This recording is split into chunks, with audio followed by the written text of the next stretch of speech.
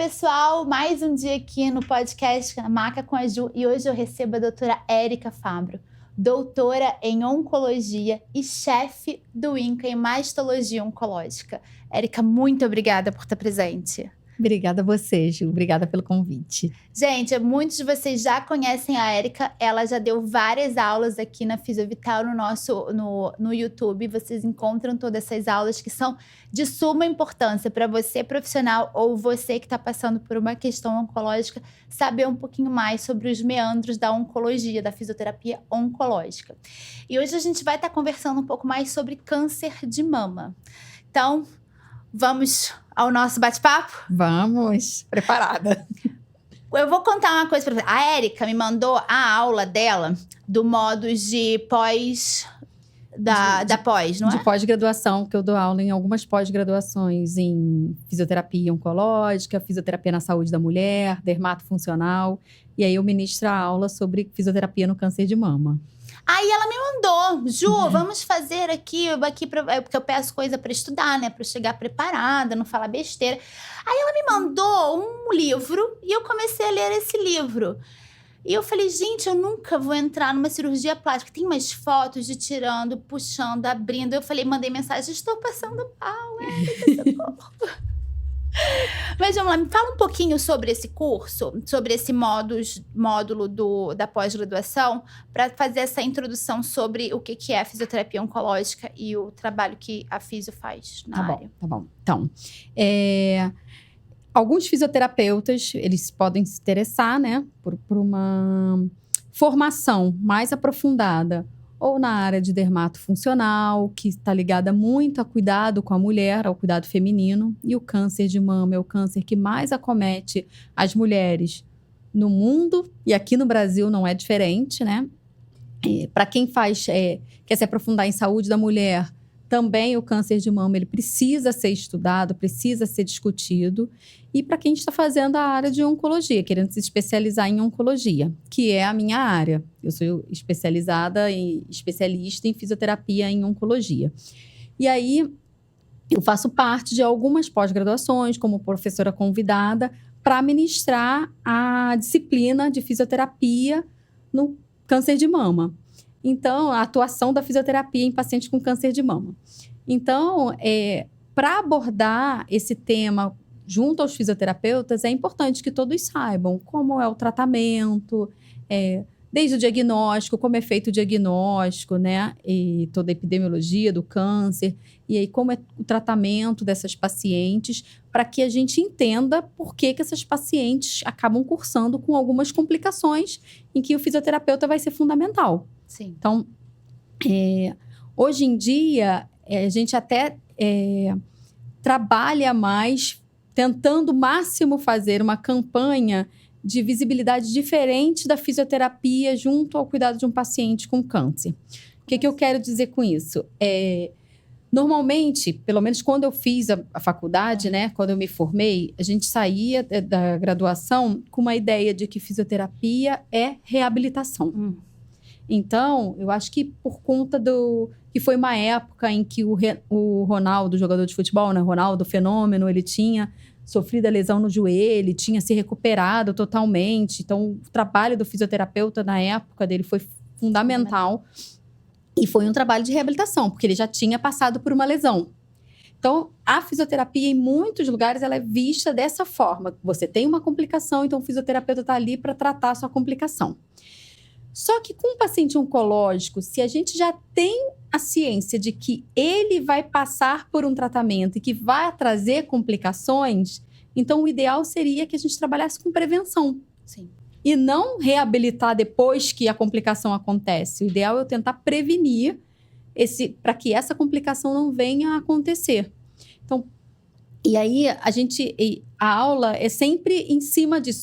Toda a formação dos alunos nessa área da oncologia é sempre pensando nesse passo à frente. O que eu quero dizer com isso? Eu vou tentar prevenir uma restrição, vou tentar trabalhar os movimentos, por exemplo, uma paciente com câncer de mama, que é o nosso tema. Ela faz a cirurgia e eu sei que ela pode, depois da cirurgia, acabar restringindo o seu movimento, acabar ficando mais imobilizada por um cuidado, por um medo da dor, porque alguém na família orientou e para que ela tomasse, ninguém tocasse ali na região. Porque tinha um mito anterior que não pode levantar o braço. Exatamente. E aí, se a gente já trabalha com essa paciente, desmistificando essas orientações anteriores para que ela comece a mexer, a se movimentar logo no pós-operatório imediato, desde do pré-operatório, se a gente já fornece essas orientações, já começa a trabalhar com essa paciente, a gente quer evitar que ela não curse com uma capsulite adesiva, por exemplo, que é um problema na articulação do ombro. Tá bom, vamos aos poucos. Isso. Agora eu me perdi. Vamos começar primeiro pelo... a gente está falando de um paciente que já fez a cirurgia de retirada de mama. Não, a gente está falando de um paciente que vai passar por esses por esses processos. Então, se eu já sei que essa cirurgia ou que algum outro tratamento vai trazer uma complicação, o ideal é que eu trabalhe o quanto antes com esse paciente para que ele saiba que não vai...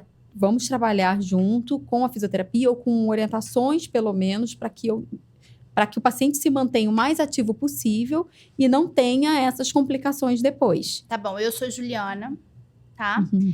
Eu fui diagnosticada vi um nódulo e estou com câncer de mama. Uhum. Provavelmente ainda não sabe qual a linha de tratamento que o médico vai seguir, se vai fazer primeiro uma quimioterapia, poderia fazer uma quimio, se a gente vai retirar a mama. O principal, então, já que eu vou passar por todas essas fases, vamos primeiro para o fisioterapeuta também, para começar um tratamento anterior? Exatamente. O ideal é isso. E aí você pode me perguntar, como muitas mulheres perguntam, mas eu não estou sentindo nada. Uhum. Porque tem a visão de, o fisioterapeuta só trabalha com reabilitação. Eu não tenho problema nenhum, eu tô bem, eu tô ativa, eu só vou passar pelo tratamento. Mas o que a gente tem visto é que muitas mulheres chegam para o tratamento com uma baixa força muscular, sem ter noção disso, porque ela vai viver no seu dia a dia. Baixa qualidade funcional desse músculo. Qualidade funcional, você quer dizer o quê? De movimento. Isso. O músculo, ele pode ser... Você pode ter uma fraqueza e isso pode afetar a sua funcionalidade. Então, por exemplo, se for uma senhora um pouco mais idosa, você é jovem, você está ativa, mas o câncer de mama, ele afeta muito... Normalmente, as mulheres... Uma incidência maior entre as mulheres com 50 a 69 anos. Tá. Então, a partir de 60 anos, você tem uma mulher idosa. Sim. O câncer, por si só, ele já traz, vamos dizer assim, ele consome mais, né? Consome mais a energia e o organismo dessa pessoa. E existem algumas complicações que a gente já tenha, outras comorbidades, como pressão alta, diabetes, que possa estar relacionada também a essa fase de saúde da mulher. Porque as pessoas que têm um processo inflamatório crônico, principalmente as pessoas mais obesas, isso favorece o surgimento de um câncer. Então, favorece. Então, quando a gente tem processo inflamatório, é por isso que, por exemplo, o câncer de mama, mulheres que estão de sobrepeso ou obesas têm um risco maior de ter o câncer de mama do que as mulheres que estão no peso normal. Mulheres que são sedentárias têm um risco maior de ter câncer de mama do que as mulheres que são fisicamente ativas. Então, é importante a fisioterapia avaliar essa paciente antes do tratamento para verificar como essa pessoa está chegando para o tratamento. Porque a gente já pode começar a trabalhar antes. Então, se essa pessoa já chega com uma baixa força muscular, já chega com uma qualidade do músculo mais fraca, então ela já tem uma dificuldade para levantar de uma cadeira, para caminhar sozinha, se sente mais fraca. A gente já pode fazer trabalhos de fisioterapia para que essa pessoa se sinta mais ativa, fique fisiologicamente mais preparada para receber os tratamentos. Que são muito fortes. Exato. Então, assim, o câncer em si, ele consome. Se a pessoa já chega com comorbidade associada, vai ser mais uma sobrecarga. Os tratamentos, outra sobrecarga. Então, se essa paciente vai fazer uma quimioterapia, a quimioterapia pode levar a uma complicação que a gente chama de fadiga oncológica. A fadiga é uma sensação muito grande de cansaço. Uma sensação extrema de cansaço. Eu tenho falado nas aulas e costumo dizer para as pacientes também que o que chegou mais próximo disso foi quem teve Covid e teve aquela sensação de cansaço com a Covid. De que mal descascava uma batata, tinha necessidade de sentar. lavava uma louça, tinha necessidade de se sentar para descansar. Caminhava um pouquinho, precisava sentar, porque se sentia muito cansada e não sabia de onde vinha. Então, a fadiga oncológica é parecida com isso, ou às vezes até o pior. pulmão, alguma coisa da respiração? Ou Não, é por conta de um processo de consumo do organismo todo. Isso, por liberação de enzimas inflamatórias. Então, assim, se a gente já tem um organismo que já era inflamado, o câncer que já gera um processo inflamatório, um tratamento oncológico que gera mais inflamação ali, tá um ambiente propício pra gente ficar desgastado, ter essa sensação de cansaço. Então, eu tenho 53 anos, eu descobri o meu câncer e eu tô com um pouco acima do peso e faço pouco exercício. Eu vou no físio, vocês vão me direcionar para fazer exercício e para perda de peso. O exercício e uma alimentação adequada, que aí, é claro, a gente vai encaminhar, orientar que você procure também uma nutricionista ou um nutricionista que seja da área também da oncologia, que seja especialista em oncologia, para trabalhar junto. E, claro, o ideal é encaminhar também uma avaliação psicológica. Por que não? Porque a gente está passando por um momento de estresse muito grande. Então, o ideal nessa fase seria ter o suporte desses 3 profissionais também, junto com toda a equipe médica. Porque é uma fase que a gente chama de fase de pré-habilitação. A ideia desse conceito da pré-habilitação, ela veio alguns anos atrás para pacientes que iam passar por grandes cirurgias de grande porte. Cirurgias abdominais, cirurgias cardíacas, que ela veio do projeto Acerto, que significa aceleração desse pós-operatório, aceleração dessa recuperação no pós-operatório. Então, a ideia da pré-habilitação é essa, é você condicionar o paciente com o exercício físico pela fisioterapia, com uma nutrição adequada e também tirando hábitos inadequados, como o hábito de fumar, o hábito de consumo de produtos de consumo de alimentos embutidos, né? Embutido é presunto. Presunto, mortadela, salsicha. Ou seja, grande parte do que a gente adora. Do consumo de álcool. Isso, para câncer de mama, o álcool é um fator de risco. Para câncer de mama, o fumo ele não é um fator de risco. Mas o fumo consome todo o paciente do seu condicionamento físico. Eu acho então, que a gente depois orienta... provavelmente depois de você passar por todo esse tratamento, fumar também deve prejudicar bastante o corpo. Por mais que não seja o fumo que causou o câncer de mama, mas depois é prejudicial. Prejudicial bastante para a cicatrização depois. Então, essa é a retirada, então, desses hábitos, né? A redução desses hábitos que a gente poderia falar que são hábitos inadequados. Então, isso daí também faz parte dessa orientação nessa fase de pré-habilitação. O que mudou um pouquinho no conceito da oncologia é porque quando você vai fazer uma cirurgia de grande porte, você prepara o paciente porque vai passar pela cirurgia. Isso é um trabalho até que o fisioterapeuta já faz bastante para quem vai fazer a cirurgia bariátrica. Sim. Então, assim, já tem esse trabalho antes da cirurgia. Mas o paciente oncológico, nem sempre ele vai começar o tratamento pela cirurgia.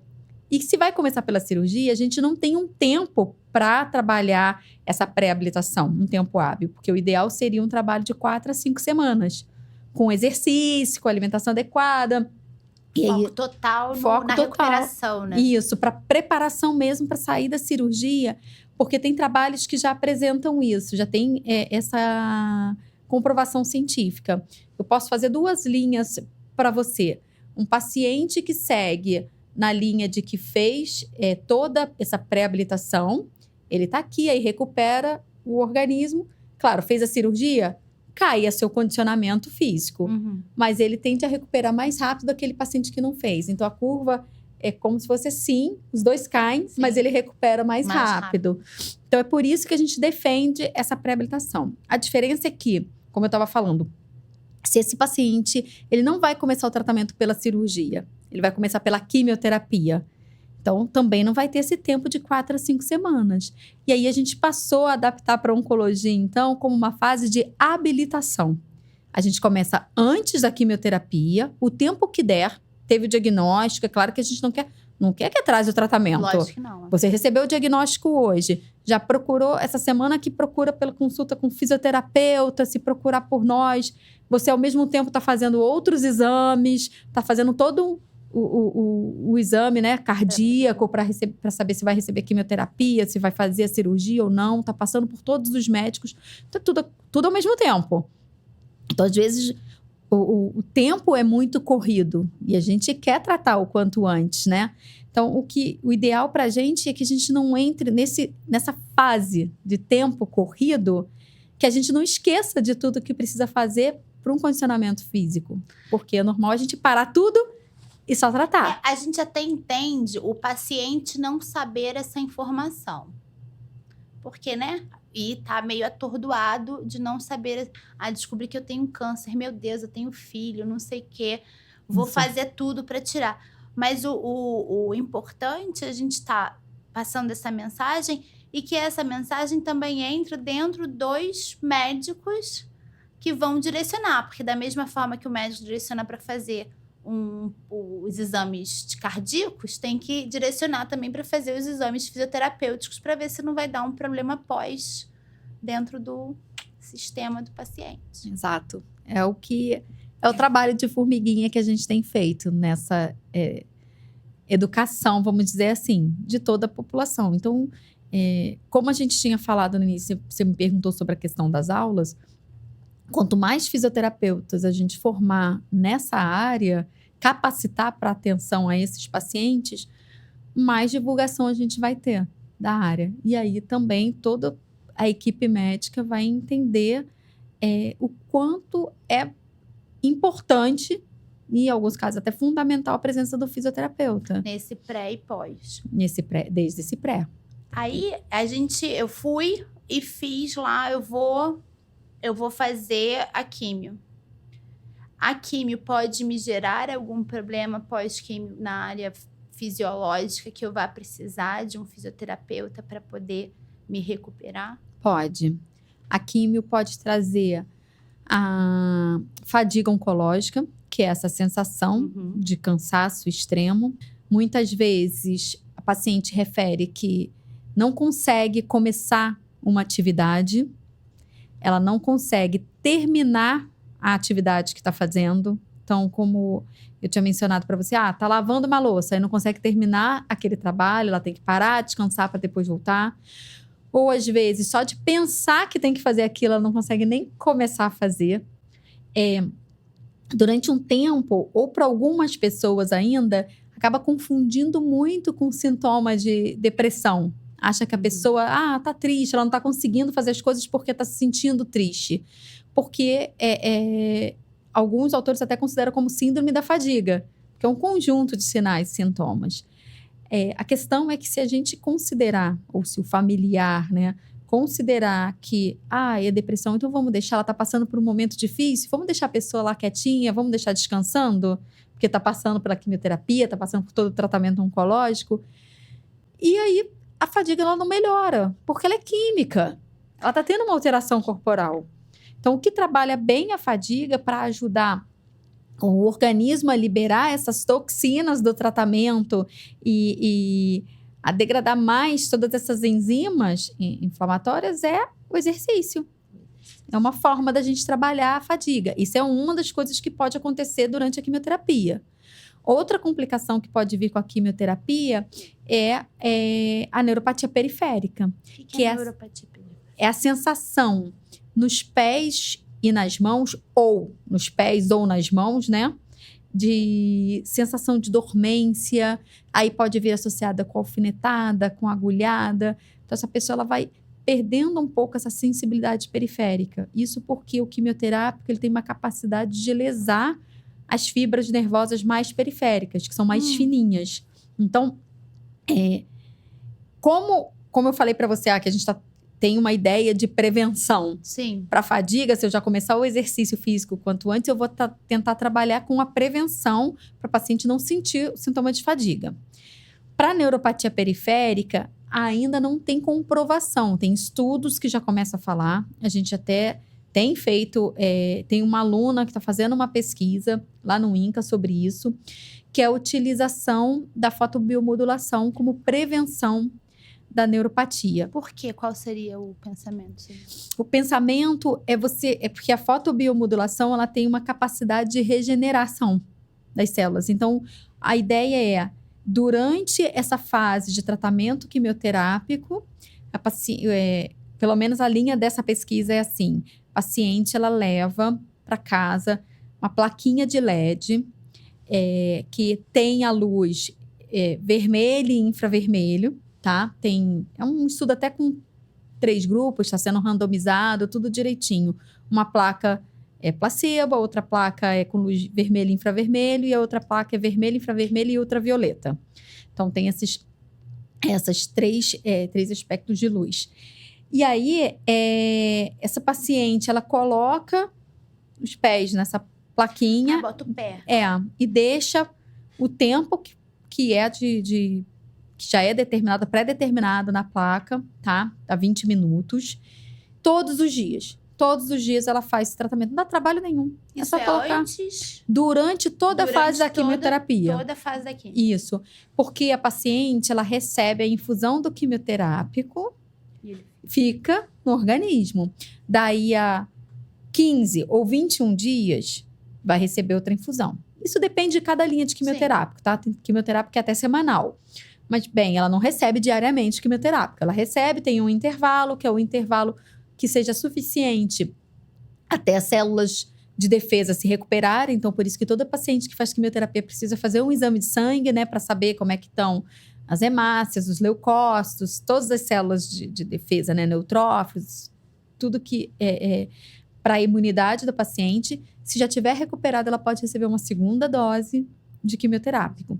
Só que durante essa fase, ele está agindo no organismo. Então, a ideia é que durante esses dias todos, que aí o tratamento pode ser 4, 6 meses, 8 meses. Então, diariamente, a paciente é orientada a colocar a placa. A gente não tem o resultado ainda, mas tem uma expectativa, de que tenha uma resposta positiva, de que as pacientes que fizerem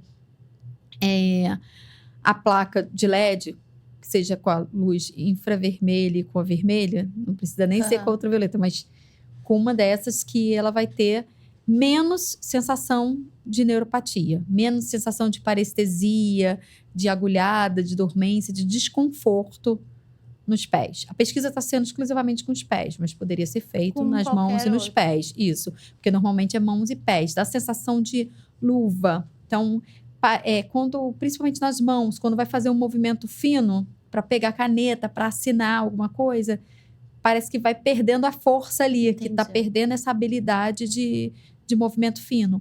E para os pés é muito ruim para sua independência na deambulação, né? Então, não sabe onde está pisando, então dá uma sensação... Fica inseguro. Tipo, tem um risco maior de queda. Aí isso também gera um monte de questões psicológicas também, né? De você estar inseguro para marcha, para se locomover, independência. E o que vai impactar? Na falta de... Vai diminuir os exercícios. Se a pessoa está insegura para fazer, ela vai diminuir. E aí, um sintoma vai somar ao outro, porque se ela para os exercícios, também tem mais sintoma de fadiga. E aí vai tendo outras complicações. Mas essa fotomodulação. Fotobiomodulação. Isso. Seria uma coisa que seria fácil de ser implementada dentro do dia a dia do consultório da fisioterapeuta, que para o paciente está adquirindo essas placas, ou eu teria que ir na clínica para fazer? Dá para a gente adaptar para o dia a dia do paciente? Dá para adaptar. Essas placas, pelo menos a maior parte dos fisioterapeutas que trabalham com oncologia já trabalham com a fotobiomodulação, que é a placa de LED ou laser também. O laser. Já trabalha porque nós temos um recurso muito limitado para paciente oncológico. Tem. Porque tem muitos recursos físicos da fisioterapia que não tem pesquisa científica que comprove a segurança. Então, a gente não utiliza. Fora que tem outros recursos que a gente sabe que gera calor. Então, o que gera calor, dependendo da região, a gente não faz. Por quê? Porque, por exemplo, a paciente de câncer de mama. Essa região em que ela vai fazer a cirurgia, não é só a cirurgia de retirada da mama ou de retirada de um segmento da mama. Também tem a abordagem dos linfonodos axilares. Porque o maior foco de metástase da mama vai para a rede axilar. que é a rede de linfonodos, porque a maior via de drenagem mamária é a via linfática, mais do que a sanguínea. Então, é uma região muito vascularizada. Então, se toda vez que faz uma cirurgia da mama por um câncer de mama, eles investigam os linfonodos da axila para verificar se já está acometido com câncer ou não. E aí, se eu faço qualquer recurso de calor nessa região, próximo a essa região, o que o calor faz? Ele promove uma vasodilatação arterial. Uhum. Então, é como quando a gente está num dia muito quente.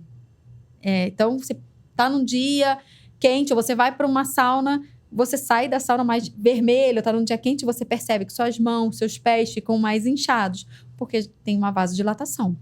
E aí, se tem vasodilatação ali, mais sangue vai chegar naquela região. E se faça um procedimento cirúrgico ou algum tratamento em que esses linfonodos não trabalhem mais como era antes. Então, eles já vão estar mais sobrecarregados. E aí, eu favoreço essa sobrecarga, eu posso gerar mais edema ali no local.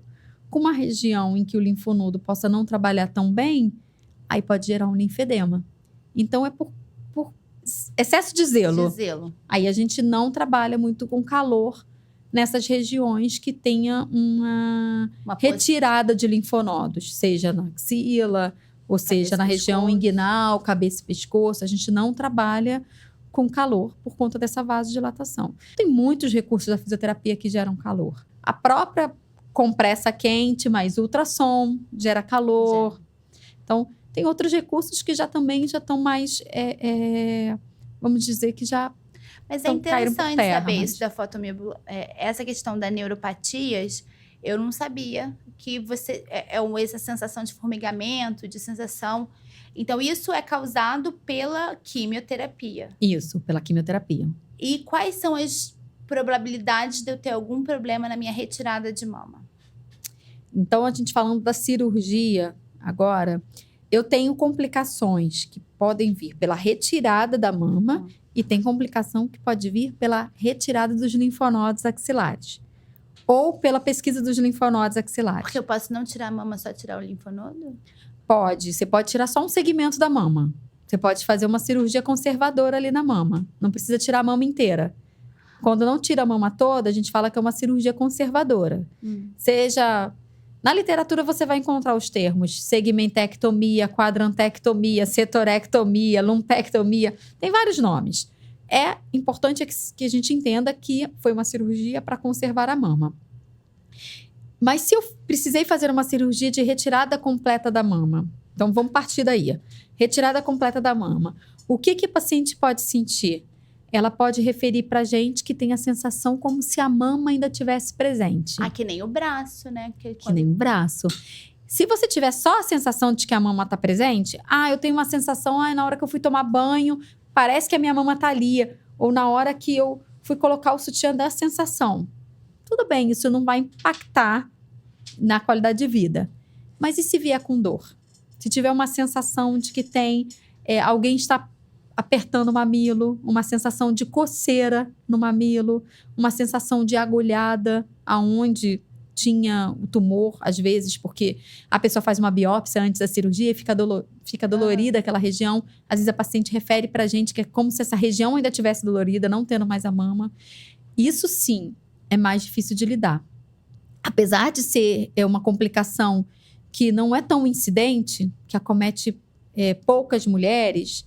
Então, assim, em torno de 5% em 6 meses. 5% das pacientes referem tem uma sensação de que está com uma fisgada na mama, a mama que não existe mais. Só que se você for uma dessas 5%... é horrível. Para você, isso é 100%. A gente fala que é pouco quando a gente pega percentual. Mas se a gente fala 5% de um N enorme de pessoas que têm câncer de mama anualmente, é um número grande. Um número grande. Não são 5 pessoas. Exato. Então, acaba cometendo muita gente. E o pior é como essa mulher ela vai voltar para uma vida ativa ou para o mercado de trabalho se ela está sentindo dor fantasma ali o tempo todo. Se ela coloca uma blusa e parece que tem alguma coisa alfinetando ali, agulhando. Então, isso pode ser uma complicação que acontece quando retira a mama toda.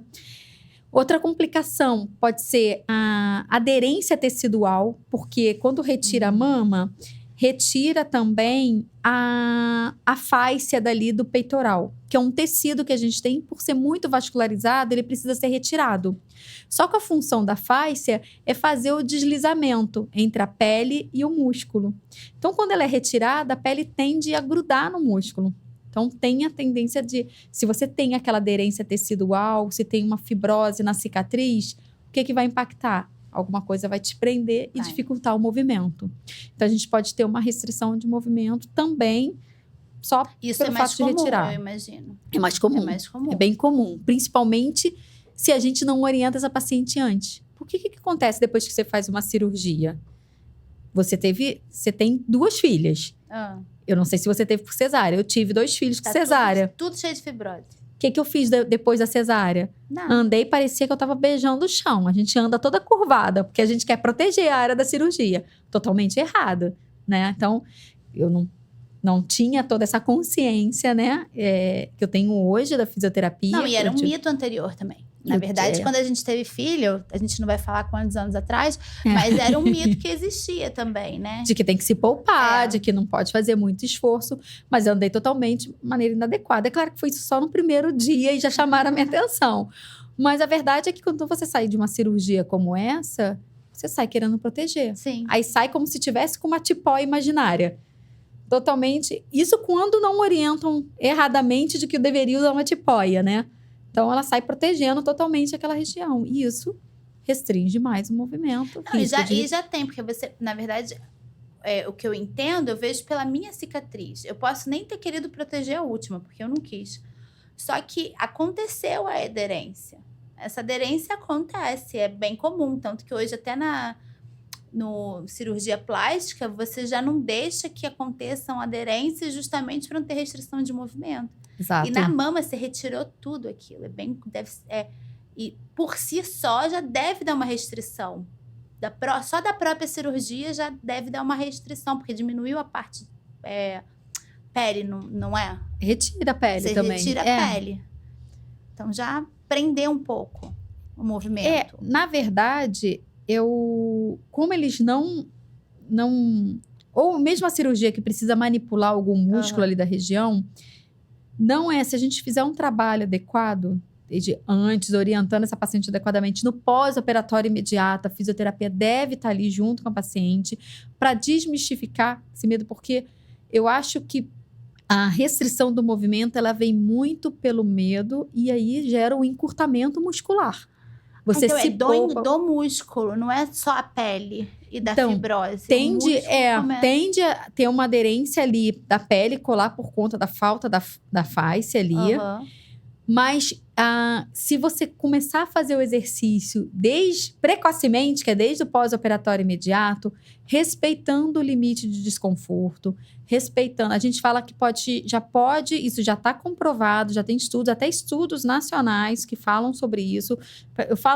Eu enfatizo bastante que é estudo nacional, estudo brasileiro, porque é a nossa população. Tem a característica parecida com a nossa. Então, um estudo foi feito lá no INCA e um outro estudo foi feito em São Paulo, na Unifesp. Então, o grupo que fez essa pesquisa no INCA foi um grupo que trabalhou com pacientes, foi nosso grupo lá, foi feito até no HC3, que é onde eu trabalho. A gente trabalhou com pacientes que foram submetidas à retirada completa da mama ou à retirada de parte da mama. Só essa cirurgia. No estudo que foi feito na Unifesp, já foi com pacientes que fizeram reconstrução imediata. Retiraram a mama toda, mas no mesmo ato cirúrgico foi colocado uma prótese de silicone ou um expansor, que depois a gente pode falar como é que é essa cirurgia. Mas, bem, são 2 pesquisas com pacientes diferentes, né? E aí, a pesquisa que foi feita no INCA já orientou que a paciente, no pós-operatório imediato, um grupo de pacientes ficou fazendo um movimento restringindo a 90 graus, mas tinha que se movimentar pelo menos até aqui. E um outro grupo de pacientes fez um movimento que a gente chama de livre, ativo livre. Esse livre não significa que ela forçadamente tem que fazer 180 graus. Significa que ela vai fazer acima de 90 no limite que for confortável para ela. Esse conforto, a gente fala que é quando ela sentir que não está tracionando a cicatriz. Porque às vezes você tem medo da dor e fala assim, não, aqui tá confortável para mim. Mas às vezes está repuxando só o músculo aqui do braço. Então dá para fazer um pouquinho mais. Não tá repuxando a cicatriz. Não está repuxando a cicatriz. A gente não quer que tenha um risco da cicatriz de ter um afastamento dos pontos. E aí tem uma outra complicação ali. Então, fez com esses 2 grupos de pacientes, foram bastante pacientes nessa pesquisa, se eu não me engano, foram com mais de 450 pacientes. E o que os pesquisadores viram é que não teve diferença, com significância mesmo estatística, para a complicação desse processo de cicatrização. Entendi. Porque o medo é ali nesse início. É abrir os pontos, é ter uma necrose, é formar seroma, que é acúmulo de líquido ali na região. Isso sempre foi o medo dos outros profissionais de saúde, principalmente cirurgião, né? Vai fazer alguma coisa com a fisioterapia e se tiver uma complicação dessa? Como é que vai se restabelecer depois? E aí a pesquisa viu que não tinha... Então, resumindo, esse mito que caiu. Caiu totalmente. O mito era, quando depois da cirurgia de retirada de mama ou retirada parcial de mama, você tem que ficar com o bracinho quieto para recuperar a cicatriz. Não. O mito caiu e agora você pode se movimentar. Já foi provado em pesquisa que você pode se movimentar e deve se movimentar. E deve. Eu ia complementar com isso. E deve, porque para não dar essa restrição do movimento, não dar esse encurtamento muscular, restringir o movimento. A pesquisa da Unifesp, os pesquisadores, como fizeram com pacientes de reconstrução imediata, elas fizeram nos primeiros 15 dias, todas as pacientes tinham que se movimentar até 90, fazendo movimento a 90 graus, e 15 dias depois é que elas eram randomizadas em 2 grupos. Um grupo mantinha movimento a 90 graus e o outro grupo começava esse movimento livre, com a mesma orientação. Livre é no limite de desconforto da paciente. Quem sentisse bem até 180, fazia. Quem sentisse bem com 150, fazia 150.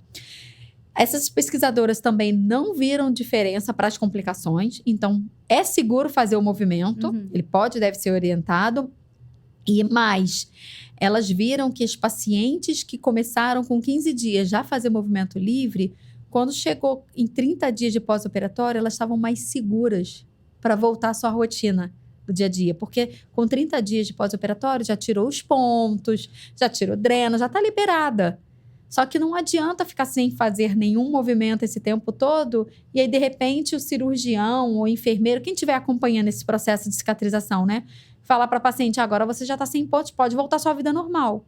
Se você ficou 30 dias sem se mexer, como é que você volta à sua vida normal? Não volta. Não Vai volta. ter muito mais dificuldade. Mais dificuldade. É mais tempo de fisioterapia, é mais trabalho, é dizer que a fisioterapia é mais chata, porque é dolorosa, que vai ter mais sacrifício. Então, é por isso que a gente defende essa ideia da prevenção. Isso tudo é prevenção, é trabalho de prevenção. E é trabalho com fisioterapia. Então, eu não preciso estar lá fazendo a fisioterapia clássica de a paciente já me apresentou uma complicação, já tem restrição de movimento. O que eu vou fazer? Eu vou fazer 10 sessões de fisioterapia, 3 vezes na semana, não sei quanto, com aparelho. Isso daí eu sei que para muita gente desestimula. Então, o que a gente quer o que a gente defende a ideia, porque a gente quer orientar que quanto mais precoce for a fisioterapia, mais autonomia você vai ter. Uma mulher que tem dupla, tripla jornada, você quer voltar à sua rotina normal. E você vai se sentir mais independente para isso, mais segura para voltar. Então, quanto mais precoce for a fisioterapia, melhor. E você falou até essa questão do 10, toda vez que você vai ao médico, fala 10 sessões de fisioterapia. Você ainda enxerga que existe essa necessidade de 10 sessões estabelecida? Ou você prega uma questão de vamos ver cada caso de paciente um caso? Dentro da oncologia, lógico que porque você tem protocolos ali dentro, necessidades, né? Então, eu defendo a ideia, quando a gente trabalha com prevenção, eu defendo a ideia de que os 3 a 4 encontros, se a gente estiver com essa paciente, já orientar a paciente antes da cirurgia, porque também tem pessoas e pessoas, tá? Tem aquela paciente que eu vou avaliar antes da cirurgia, que é na pré-habilitação, como eu mencionei para você, que ela vai precisar de um condicionamento e ela tá com uma questão clínica, então é bom acompanhar com um profissional de saúde. Então, o fisioterapeuta está junto, está de perto, vendo essa paciente, mesmo que seja com reavaliações e está verificando como é que ela está seguindo os seus exercícios, tá? Tem aquelas pacientes que já têm um outro problema, uma outra comorbidade, tipo, vamos supor, uma artrose de joelho. Como é que eu vou falar para a paciente, a senhora precisa fazer exercício físico, vai para academia, sozinha? Não tem como. Então, às vezes, a gente precisa estar com a paciente fazendo todo esse condicionamento na casa dela ou num ambiente que for seguro para ela, para não ter risco de queda. Então, cada uma tem sua particularidade, né? Mas, se a gente já observar essa paciente antes da cirurgia, já avalia essa paciente antes, o paciente está bem, e depois da cirurgia, a gente avalia, já dá as primeiras orientações. É claro como essa paciente vai ter o mínimo de complicação possível, tá? Se ela fizer tudo muito bem, se for orientada bem e ela tiver segurança para fazer, ela pode ter mais segurança para ter o seu movimento completo e aí ela vai ter menos qualquer outra complicação que venha junto com a cirurgia, ela vai conseguindo driblar porque ela está se movimentando. E aí, eu acho que uns 3 ou 4 encontros com essa paciente, ela já se sente segura para voltar à vida dela, já tem autonomia. Isso depois da cirurgia. Depois da cirurgia. É claro que aí é de paciente para paciente. Tem paciente que acaba fazendo uma fibrose na cicatriz. Eu oriento que ela cuide dessa fibrose também, que ela possa fazer uma automassagem, um toque. Mas, se ela se sente mais segura fazendo com a fisioterapeuta, eu vou trabalhar com ela para trabalhar essa fibrose também. E aí dá pra gente trabalhar umas 5, 6 sessões, cada indivíduo, cada organismo responde de um jeito. Vai responder de uma forma. Não, mas o que eu acho interessante é justamente o que você acabou de explicar, que hoje a fisioterapia oncológica, ela não está mais restrita a 10 sessões de drenagem linfática, não. Cada paciente vai precisar de uma coisa. E cada paciente vai ter um grau de quantidade de terapias e cada um também vai aprender e conseguir fazer sozinho. Por exemplo, a fibrose. Você tentou me ensinar. Eu não aprendia. Eu não fiz. Então, eu precisava de você comigo para fazer as questões da fibrose no pós-cirúrgico que eu tive. Então, vai de paciente para paciente. E essa mudança é interessante também. É uma mudança que aconteceu, porque antes era uma coisa muito engessada, que não é mais. A outra é o pré, que também teve essa mudança que você explicou toda, que eu achei muito interessante. Eu acho que cada vez, quanto mais a gente estiver inserido no pré, mais a mudança vai acontecer de não precisar de tantas sessões de fisioterapia. Mas eu reconheço que a sociedade em si, como indivíduo, pensando até financeiramente, para eu me programar, eu preciso saber quantas sessões. E como fisioterapeuta, você precisaria saber. Você me perguntaria quantas sessões para você se programar financeiramente. Sim. Você não pode. Como é que eu vou fazer isso? As pessoas precisam disso. E aí, eu tenho que pelo menos te dar uma direção. Então, normalmente eu dou essa direção. Vamos fazer 4 encontros, eu vou te reavaliando, vou vendo como você tá. E aí pode ser que e vou te dizendo durante esses encontros se a gente vai precisar de mais 2 encontros, mais 3 encontros. Mas eu não gosto, Érica, particularmente, e as fisioterapeutas que eu trabalho, a gente da Physio Oncolife, a gente não gosta de vender essa ideia de pacote de 10 sessões. Não vendo esse pacote. Então, você mencionou a questão da drenagem linfática. Um tratamento que todo mundo já ouviu falar, a complicação mais temida depois de uma cirurgia do câncer de mama é o linfedema. E aí a pessoa já tem o linfedema. Eu vou vender um pacote, eu vou fazer 10 sessões, às vezes com 2 sessões. Com 2? 2, 3 sessões, tem paciente que responde, o linfedema reduz. Se a pessoa fez direitinho, é claro, não é com drenagem linfática. É a terapia física complexa, que é a padrão ouro. Dentro dessa terapia física complexa, o que é considerado realmente padrão ouro é a terapia compressiva, que é com enfaixamento compressivo, bandagem de baixa elasticidade. E aí, eu já tive paciente que com 2 sessões ela respondeu. Então, eu tenho que estar lá reavaliando a paciente em cada sessão. Não preciso ficar prendendo a paciente por 10 sessões. Normalmente, em 2 semanas, 2, 3 semanas, recupera. como tem paciente que tem que fazer mais de 10 sessões. Então, cada organismo responde de um jeito. Tá? Mas isso é bom de ouvir, porque eu sinceramente, sempre foi muito complicado ir no fisioterapeuta, ir no médico. Aí vai fazer 10 aqui, quem determina também é o médico. Eu acho isso bem interessante. 10 sessões e, na realidade, não tem essa necessidade como um todo. Quem determina, na verdade, é o plano de saúde. Né? Coitado. É engessado. É engessado isso. Então, que tem essa questão financeira. Então, não vem ao caso pra gente, mas quem determina acaba sendo. E você falou de que você pode fazer uma reconstrução mamária na hora da cirurgia. Falei. Ou você pode botar esqueci. O expansor. Pode ser a prótese ou o expansor. Qual é a diferença? Como eu falei também, que tem a questão da cirurgia da axila. Não esqueci, a gente vai comentar sobre isso. Isso. Então, é isso que eu quero entender. Eu posso não tirar a mama, só tirar os linfonodos da axila? Pode. Mas eu não tenho nada na mama, então?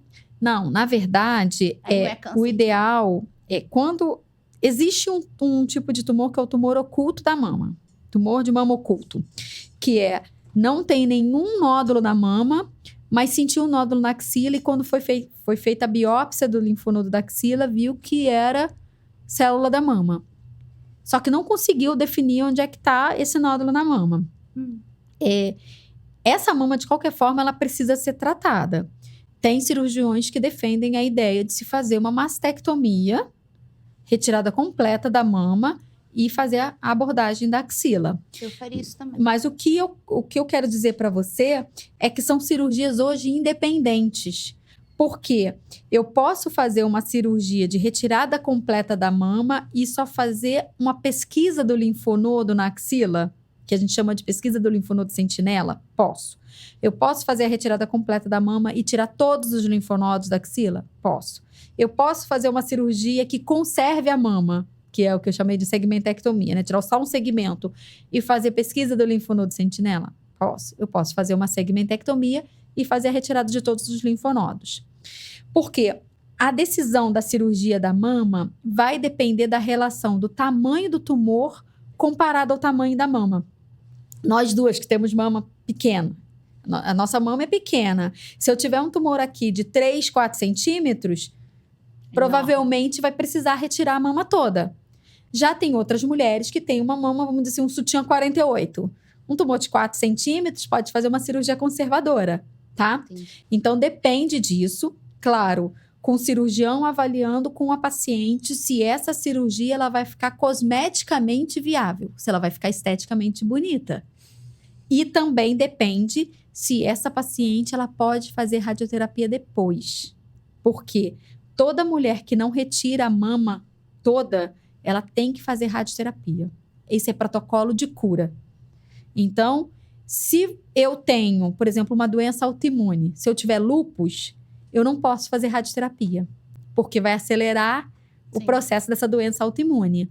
Então, por mais que eu tenha uma mama com tamanho que dê para fazer uma cirurgia conservadora, e se eu não puder fazer a radioterapia, a indicação para minha cirurgia vai ser de mastectomia, tá? Então, essa é a indicação para a cirurgia da mama. Agora, a indicação para a cirurgia da axila tem acometimento do tumor nessa axila? Porque antigamente, todas as pacientes retiravam a mama e retiravam os linfonodos da axila. Ou fazia uma cirurgia conservadora, mas retirava todos os linfonodos da axila. Com o passar dos anos, eles foram vendo nas biópsias que às vezes não tinha nenhum linfonodo com tumor. Se não tiver nenhum linfonodo com tumor, depois que você retirou, você não tem como reimplantar. E aí essa mulher vivia, ou esse homem, tem homem também que passa pelo tratamento, né? Vivia com um déficit na sua drenagem linfática no membro superior, porque os linfonodos da axila, eles têm a função de drenar a parte da mama, a parte superior do tronco, né? Tanto a parte da mama quanto a parte do braço. Então, acaba comprometendo essa drenagem do membro superior e aí tem um risco de se fazer o linfedema, de ter o linfedema. E uma vez que a pessoa tem o linfedema, ela tem um outro problema. Crônica, incurável, progressiva. Com o passar do tempo, tende a piorar. Ah, é? Se você não controla o linfedema de maneira adequada, com o passar dos anos, ele tende a piorar, porque o nosso corpo não envelhece. Uhum. Ultimamente eu tenho brincado, principalmente porque eu também dou aula em pós de dermato, né? Eu tenho brincado, a gente não tem mais colágeno para sustentar. Então, nosso corpo vai envelhecendo. A resistência da pele também vai ficando deficiente, porque a gente vai perdendo essa capacidade de resistência. A via de drenagem também vai ficando mais comprometida. E aí tem um risco maior. Por isso que tem uma pesquisa, até uma pesquisa da Anke também, da Anke Bergman, que é acompanhando o paciente ao longo de 10 anos. E que eles viram que a incidência, ela aumenta com o passar do tempo, ela é acumulativa. O risco de se ter o linfedema com, se eu não me engano, com 2 anos, em torno de 17%, com 5 anos chega a 30% e com 10 anos já chega a 43%. Ela só vai acumulando ao longo dos anos. Então, Mesmo se eu cuidar? Não, se você... A questão é que o linfedema, hoje em dia a gente já sabe que ele não é uma complicação por uma falta de cuidado da mulher. É uma complicação do tratamento. É uma complicação inerente do tratamento. Então, é pelo fato de ter feito uma cirurgia, retirado os linfonodos. Quanto mais linfonodo for retirado, maior o risco. O fato de ter feito a radioterapia na região, porque também queima via linfática, principalmente se fizer radioterapia em cadeia de drenagem. O fato de ter feito a quimioterapia, principalmente com a infusão do quimioterápico naquele membro, naquele braço. Então, esse já é o risco. Antigamente, assim, não vamos falar o tempo, né? Para ninguém saber como é, né? Que assim, quanto tempo a gente tem de formação, mas quando eu comecei na área, a gente falava, você tem que pegar no máximo 2 quilos nesse braço, não faz esforço repetitivo, não cutilha a unha, não depile os pelos da axila, corte com uma tesourinha sem ponta. Na hora que for mexer com jardinagem, use luva de proteção para você... Ou então fala, não mexe com jardinagem. Até chegar ao ponto de falar, não faça viagem de avião. Ou então, quando viajar de avião, utilize uma compressão, coloque aquelas luvas de compressão. A gente orientava. E também orientava, faça drenagem linfática regularmente. Hoje em dia, essas orientações já caíram por terra. Mitos. Porque confirmaram que o risco de se ter o linfedema é do tratamento, é pelo tratamento, principalmente pela retirada dos linfonodos. Quanto mais linfonodos forem retirados, maior o risco. Então, quando eu queria falar para você a questão das cirurgias, complicações, por que são diferentes? A complicação pela retirada da mama e a complicação pela cirurgia da axila. É porque quando manipula os linfonodos da axila, a gente tem algumas complicações por estar mexendo nessa região, por estar manipulando essa região. Então, é uma região que tem inervação. Então, você pode, no pós-operatório, cursar com uma alteração da sensibilidade em toda a região da parte interna do braço, região da axila, região externa aqui do tórax. Essa alteração da sensibilidade pode ser só uma anestesia, uma hipoestesia, uma dormência, mas pode estar associada a dor em queimação, que aí é por conta da lesão de um nervo, que é um nervo exclusivamente sensitivo, que é o intercurso braquial, e aí a gente chama a dor associada à lesão desse nervo de intercurso-braquialgia. Outra complicação que pode ter pela manipulação desses linfonodos é a lesão de um outro nervo, e esse nervo, ele é essencialmente motor, ele vai inervar, é o torácico longo, ele vai inervar um músculo das costas, que é o músculo serrátil anterior. Então, se tem uma lesão nesse nervo, tem uma fraqueza do músculo, porque não chega informação para o músculo. E aí, o que a gente nota na paciente é que esse músculo ele tem a função de segurar esse osso que a gente tem nas costas, que é a escápula, segurar próximo ao gradil costal. Então, próximo às nossas costelas, né? Então, quando eu faço o movimento do braço, que eu vou levantar o meu braço, a minha escápula ela vai junto, Sim. Ela roda junto. Se esse músculo tá fraco, a minha escápula ela tende a sair do lugar, vamos dizer assim, ela tende a ficar mais proeminente. E aí eu não consigo fazer o movimento completo. E aí eu começo a compensar com outros músculos. E isso pode gerar dor depois.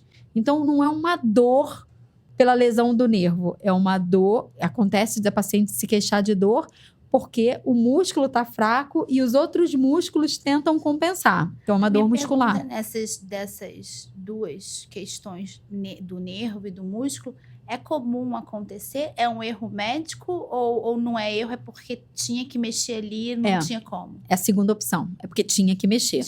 São 2 nervos que estão abaixo do plexo braquial. Uhum. Você vê as pacientes, elas não saem com uma deficiência de força no braço. O plexo braquial, que é onde vai toda a inervação para o membro superior, fica intacto. Mas são 2 nervos que passam bem próximo aos linfonodos. Então, por manipulação dos linfonodos, por utilizar um bisturi que hoje em dia, como rotina, utilizam muito o bisturi elétrico, que é o eletrocautério, que é para... Você já vai dissecando e vai cauterizando para diminuir sangramento. Sim. Só que o calor desse bisturi também pode gerar uma lesão no nervo. O fato de usar um afastador ali para conseguir visualizar melhor os linfonodos. Então, quando acontece essas complicações, elas são bem comuns, tá? Acontece pela questão de necessidade de manipulação dos linfonodos. Mas também quando a gente acompanha... Essas 2 complicações são complicações que não dá para eu prevenir, porque é no ato cirúrgico, né? Eu não tenho como falar para a paciente antes da cirurgia já começar a tocar na região que vai... Não, é uma lesão intraoperatória. Mas se eu já tiver com a paciente logo no pós-operatório, eu já vou orientar que, olha, sua sensibilidade pode ficar diferente, você pode começar a sentir uma dormência, pode sentir como se estivesse ardendo, pegando... Como se você fosse para a praia, pegou muito sol e fica ardida de praia. Então, se começar a sentir isso, toque na região, pega pode ser algodãozinho, uma toalhinha, molha com uma aguinha gelada. Nem sempre a gente fala para colocar gelo, porque às vezes o gelado dá uma sensação de quente para ela. Pode queimar. Então, só toque, massageie aí, que você vai estimular a sensibilidade normal. E aí a paciente se sente mais segura. Não acha que é um bicho de 7 cabeças, está sentindo essa dormência ou esse incômodo todo. E para musculatura, se eu já oriento exercício desde o pós-operatório, eu vou estar irradiando força para esse músculo, ele recupera mais rápido. É claro que tem exercícios específicos para eu fazer também com essa paciente, mas o quanto antes eu já acompanhei essa paciente, eu já vou ver, porque logo no pós-operatório eu já consigo perceber. No primeiro dia a gente já consegue notar, já dá para avaliar, tá? Então são 2 complicações que acontecem. E não vai gerar essas 2 compensatórias também, né? Não vai gerar a dor compensatória dos outros músculos. Você não chega até o ponto de ter um que a gente chama de ponto gatilho, que é contratura muscular. E isso dói muito. E aí a paciente fica sem saber o que está acontecendo. Às vezes fica achando que está até voltando o câncer nas costas, porque não sabe. Porque depois que a gente passa por um tratamento oncológico, a gente associa tudo ao câncer, né? Então tem que ter esse cuidado. Além dessas 2 complicações pela cirurgia da axila, a gente tem também a síndrome da rede axilar, que é pela retirada de linfonodos. O que acontece? A gente tem vários vasos linfáticos que desembocam nesses linfonodos, na drenagem do membro superior, né? Vários vasos vão chegar até um linfonodo. Um linfonodo pode receber mais de 2, 3 vasos linfáticos. Então, imagina que tem a secção desse linfonodo. Retirou o linfonodo, porque mesmo que seja a pesquisa do linfonodo sentinela, que não retira todos, vai retirar 2 a 3 linfonodos para o patologista avaliar se tem tumor ali. Então, retirou esses 3, eles não voltam mais para a axila. Não. Retirou, então seccionou vários vasos linfáticos ali. O nosso organismo, numa reação de proteção, começa a depositar fibrina na parede do vaso. É como se fosse uma resposta inflamatória. Só que não faz aquela cascata toda inflamatória, então não vai responder ao anti-inflamatório. Não adianta, mas não vai ficar vermelho, quente, inchado, nada disso. O que a paciente começa a perceber depois de 10, 15 dias de cirurgia é que parece que tem algo que está prendendo o seu movimento. Ela está tentando fazer e parece que tem uma corda prendendo. Uhum. E aí a gente consegue avaliar muito a palpação visualmente. parece que forma uns cordõezinhos aqui, como uma cordinha de violão. A gente até fala comumente, né, coloquialmente, como, formou um cordão linfático, porque endureceu aquele vaso linfático, acabou virando uma cordinha Isso ali. porque a gente tirou esse sentinela e esse caminho que chegava no sentinela, o corpo tem que meio que fechar ele. Exato, não tem para onde desembocar mais essa linfa. Esse vaso linfático, ele não vai trabalhar mais, porque tirou o linfonodo da onde ele desembocava. Então, ele reage protegendo ali, tenta se reorganizar, não vai ter mais função. E aí, depositando a fibrina, é como se formasse uma fibrose na parede do vaso. Então, se a gente já orienta precocemente, desde o primeiro dia de pós-operatório, essa mulher a fazer exercício, ou esse homem que passa pelo tratamento, fazer exercício, pode estar formando, pode estar depositando fibrina ali na parede do vaso, que o corpo já está reabsorvendo isso. Sim. Se a pessoa não se movimenta, a tendência é sentir mais. É, de repente, da noite para o dia, sentir que algo está prendendo. Mas, independente de estar fazendo um exercício, às vezes a pessoa vai sentir, está fazendo exercício muito bem, vai sentir que algo está prendendo ali. E aí, com a fisioterapia, a gente pode manusear, manipular, tem vários recursos que a gente pode utilizar para ajudar a amenizar esse sintoma. A gente tem que, vamos dizer que a gente tem que alinhar essa fibrose. Muitas a gente também usa o termo de vamos romper o cordão linfático. Romper nada mais é do que vamos ajudar esse depósito de fibrina. A gente vai fazer manipulação. Manipulação. Né? Tipo uma como trabalhar com a liberação fibrose. miofacial. Tipo uma liberação miofacial. Mas, de novo, a gente tem que deixar claro que não pode usar nada quente, não é isso? Não pode usar nada quente, eu não utilizo nada quente. Eu contraindico calor nessa região. Mas o calor me relaxa, alivia um pouquinho a dor. Mas a gente pode colocar compressa gelada também. Então, quando eu falo em compressa gelada com o paciente, eu prefiro orientar aquelas bolsas de gel. Sei. Aquelas bolsas que a gente pode pôr no congelador, elas são mais gelatinosas. Tem umas que ficam bem duras. Tem. Eu prefiro aquelas que são mais gelatinosas, porque se moldam o braço. E, é claro, envolvida com uma toalhinha, tudo para direto proteger. na pele. Para não ir direto, para não queimar. E no máximo 15, 20 minutos no máximo.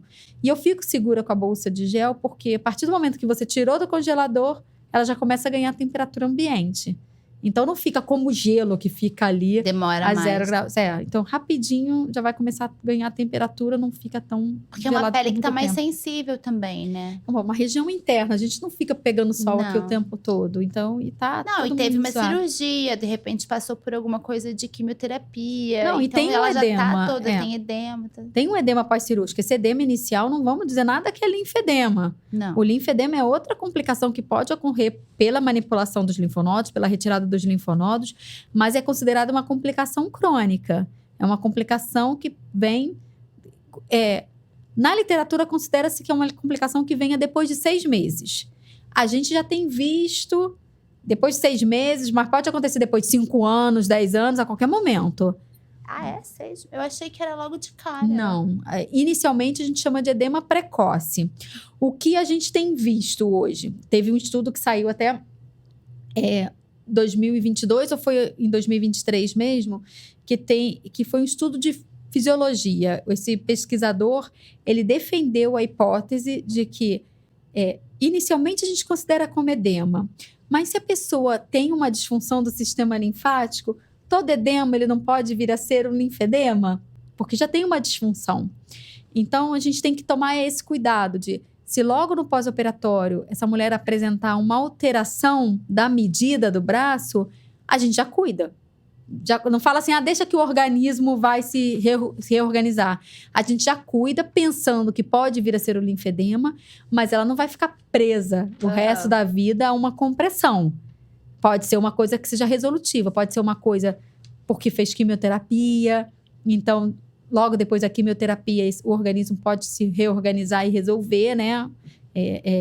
Vamos dizer que ela pode deixar de ter essa alteração da medida, mas sozinha ela não vai conseguir. Então, a gente entra com todo o trabalho como se fosse linfedema. A diferença é que se eu trabalhar o mais precoce possível... A gente não nomeou como linfedema. E a gente não pensa em falar para ela assim, eu pelo menos não falo, tá? Tem 2 meses de cirurgia. Agora, se ela tem linfedema, é pro resto da vida. Ai, Deus me livre. Porque Depressão. a pessoa ficar realmente aterrorizada e vai desistir. Porque quando você pensa que é uma coisa pro resto da vida, por que eu vou ficar cuidando disso? Eu não quero cuidar. E a pessoa abandona o tratamento. Então, vamos resolver isso agora. Se reduzir, ficando com uma medida como estava, uma medida igual ao outro braço, porque a gente faz a medida do linfedema no dia a dia com fita métrica, né? Para ver a circunferência e compara. Então, se tiverem medidas iguais, a gente, depois de fazer todo o trabalho de terapia compressiva, drenagem linfática, exercício, se a gente perceber que reduziu e ficou igual, a gente pode ir tirando a terapia compressiva e ver se ela vai voltando à sua vida normal.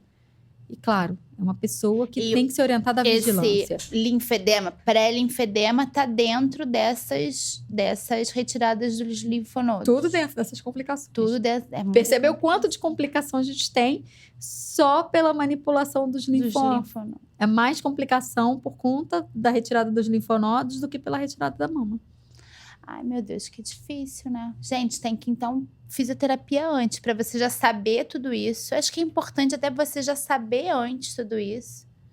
Para depois você também voltar para o fisioterapeuta, mas você já ter uma ciência do que você tá sentindo. E saber uma consciência do que você tá sentindo. Se você pode sentir isso, você não é única, né? E saber assim, então, outras pessoas...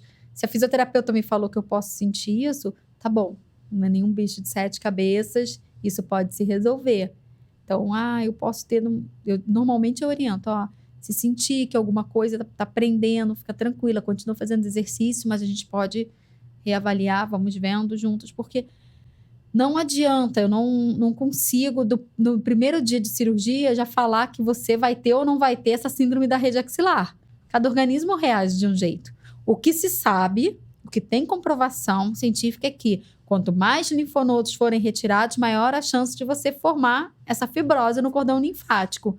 Mas eu só oriento que pode ser que você esteja fazendo seus exercícios, se você sentir que alguma coisa está te prendendo, fica tranquila, não é nada demais, a gente pode trabalhar, porque pode ter uma fibrosezinha no cordão. Ela, tá bom.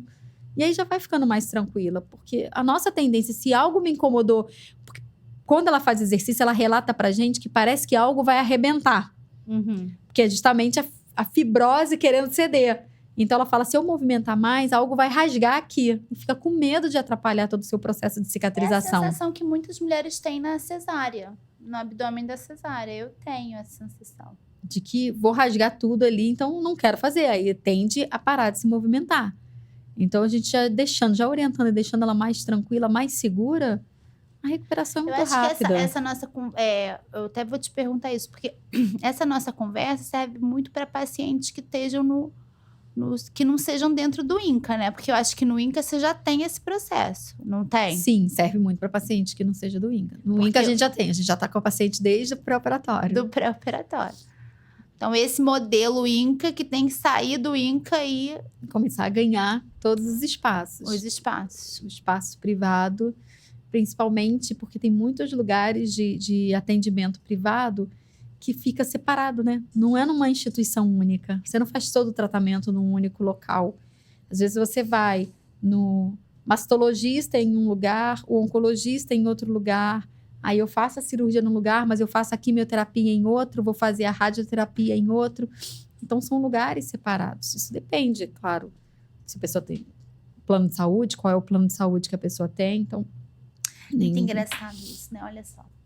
Não tem nada a ver uma coisa com a outra que eu vou falar, mas como hoje a gente vê que o sistema do corpo humano, ele precisa de inúmeros profissionais para a gente poder tratar. E eles todos trabalhando em conjunto vão melhorar a qualidade de vida da pessoa. Eu falo assim, a gente trabalha muito com neuro. A neuro é a CIF.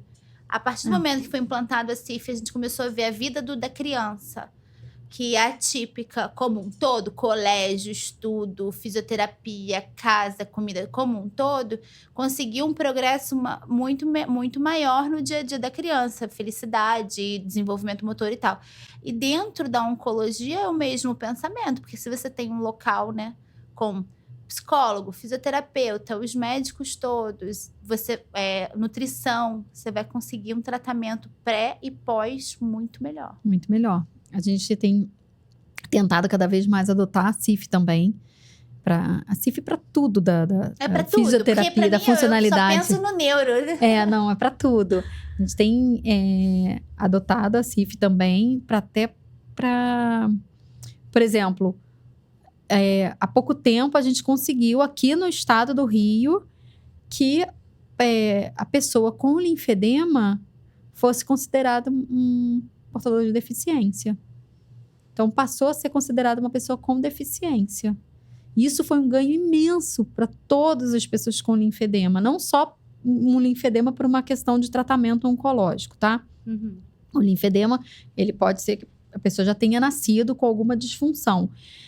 Mas eu acho que o tratamento oncológico pesa bastante nessa decisão também. Porque quantas mulheres a gente tem que passa pelo tratamento e do tratamento tem essa complicação que é o linfedema. Ela está curada do câncer, recebe diagnóstico de estar curada, recebe alta de todo o tratamento, não tem mais que ficar indo no oncologista, continua com o mastologista, às vezes porque tem a mama contralateral, e aí continua nessa investigação, como médico da saúde, como a gente tem que ir no ginecologista também. Mas se ela tem o linfedema, ela passa a conviver com essa complicação, que o único o tratamento que a gente tem, que é padrão ouro realmente, é um tratamento físico. Não tem medicamento, não tem... tem algumas pesquisas que defendem a ideia da cirurgia, mas mesmo que se faça cirurgia, tem umas cirurgias muito em pesquisa de transposição de linfonodo, pega um pouco de linfonodo da axila, implanta aqui, mas mesmo assim a paciente tem que continuar colocando uma compressão externa. Não muda a necessidade de compressão. Não muda a necessidade de acompanhamento com um profissional fisioterapeuta. E esses tratamentos, eles são caros. E a necessidade de ir até o tratamento, ou a necessidade de utilizar uma compressão externa, mesmo que não esteja fazendo fisioterapia semanalmente, mas ela depende de uma compressão externa. Isso é caro. E aí a paciente, às vezes, já recebeu alta do seu tratamento oncológico. E como ela vai sustentar esse controle do linfedema? Então, para a gente considera como uma grande conquista, que a partir do momento em que esse paciente for que ele passa a ser considerado como portador de deficiência, a gente agora consegue brigar por um monte de política pública também. Sim, inclusive dos equipamentos, né? Dos equipamentos. Faixas, bandagens e tudo. Principalmente esses equipamentos que são mais caros. E o entendimento que essa pessoa... mas é só no membro superior. Mas como é que a pessoa vai ficando mais velha? A mulher, como é que ela vai subir num transporte público? Como é que vai fazer a força para subir? Membro inferior também, porque tem muito na perna. Membro inferior tem muito também. Então, tudo, eu acho que a gente ganhou muito com isso. Então, muito bom. Aí essas são as complicações dos linfonodos, né? Da cirurgia dos linfonodos. E existem complicações na retirada da mama? Que foi aquilo que eu tinha falado. O pior de todos é eu fazer os dois, então, né? Porque eu vou ter todas as complicações. Que pode ter todas as complicações, pode. E você tinha me perguntado sobre a questão da cirurgia plástica, né? Da reconstrução. Você perguntou da prótese, qual era a outra? De botar... Qual é a diferença? Eu não entendi isso. Normalmente, quando você tem tecido sobrando, vamos dizer assim, quando é possível fazer uma cirurgia de retirada da glândula mamária, deixando a pele, em alguns casos é possível. A gente chama de adenomastectomia. Tá. Retira a glândula mamária, mas deixa aquela bolsa de pele. E aí, nesse caso, pode ser colocada uma prótese de silicone. Só que a prótese ela é sempre colocada abaixo do músculo peitoral. Sim. Então, descola o peitoral, descola uma porção do músculo serrátil e encaixa a prótese ali. Porque precisa de um tecido de sustentação da prótese. Só a pele não vai sustentar.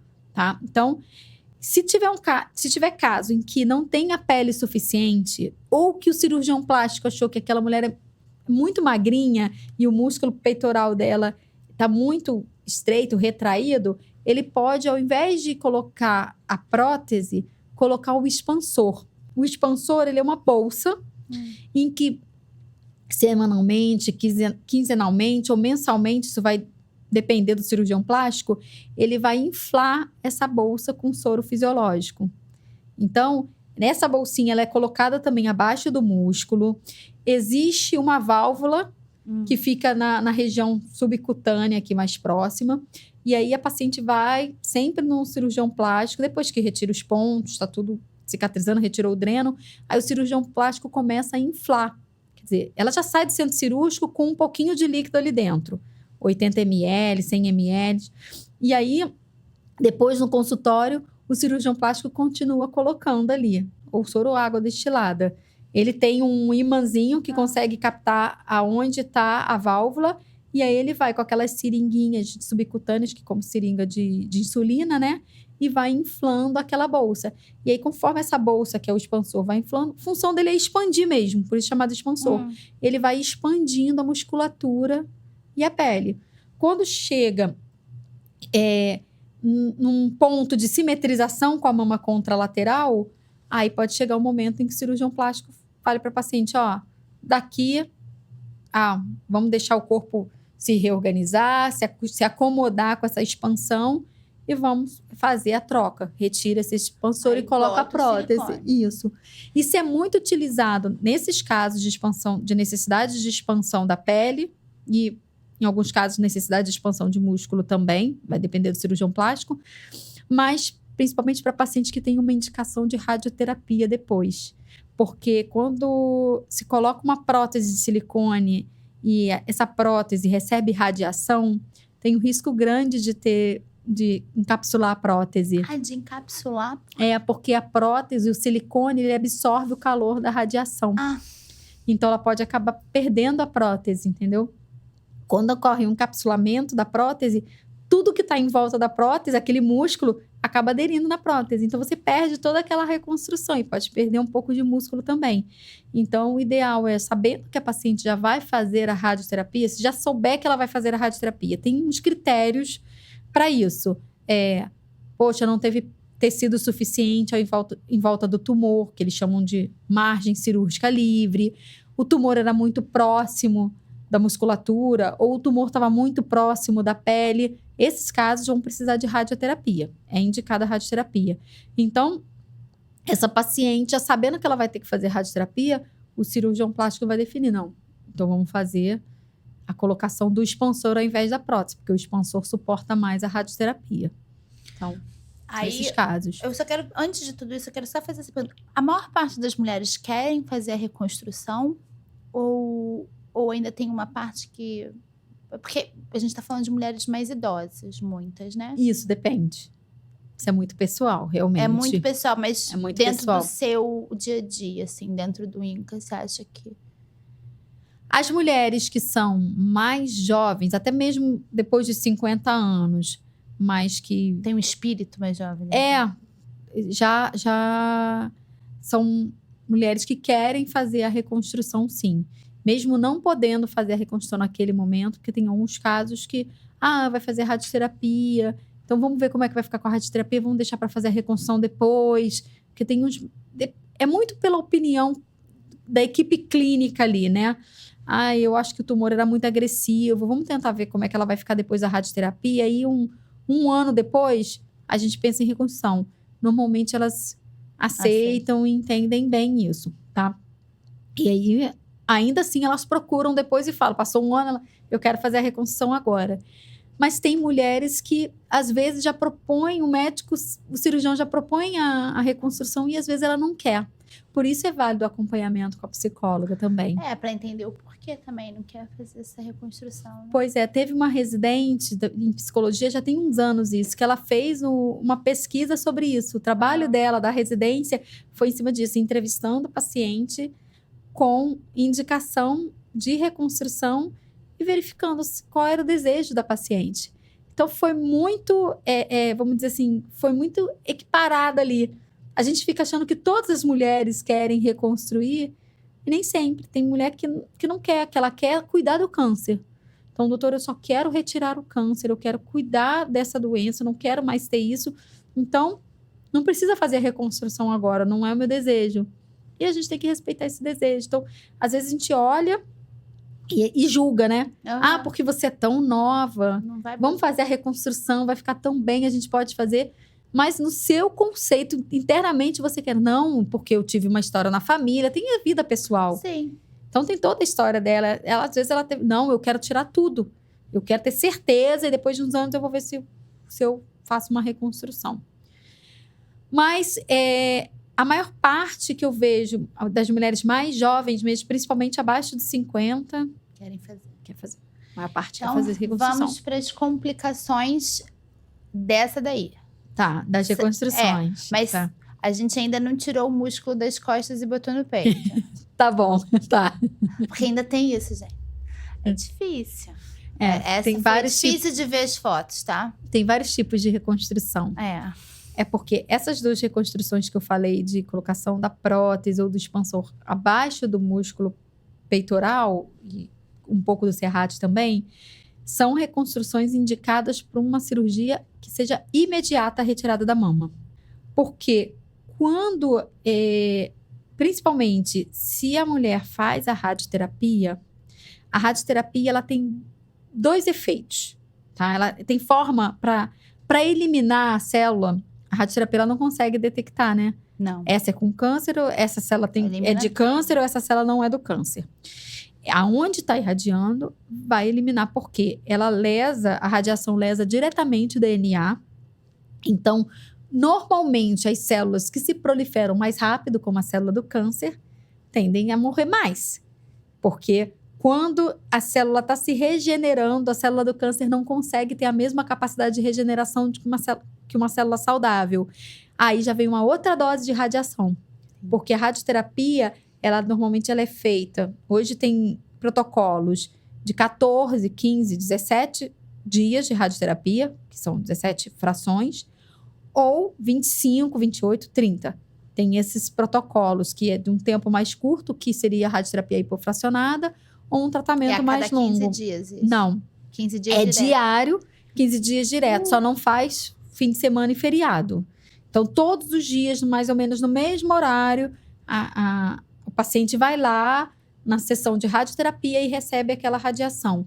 Não sente nada naquele momento, não observa nenhuma luz, recebe a radiação naquele lugar, vai embora para casa, no outro dia, recebe de novo uma nova radiação. Bem, qual é o outro efeito que a radioterapia também tem? Tem o efeito de lesar diretamente o DNA da célula e tem o efeito de quebrar molécula de água. Então, se quebra a molécula de água, desidrata o tecido. Então, imagina um tecido desidratado.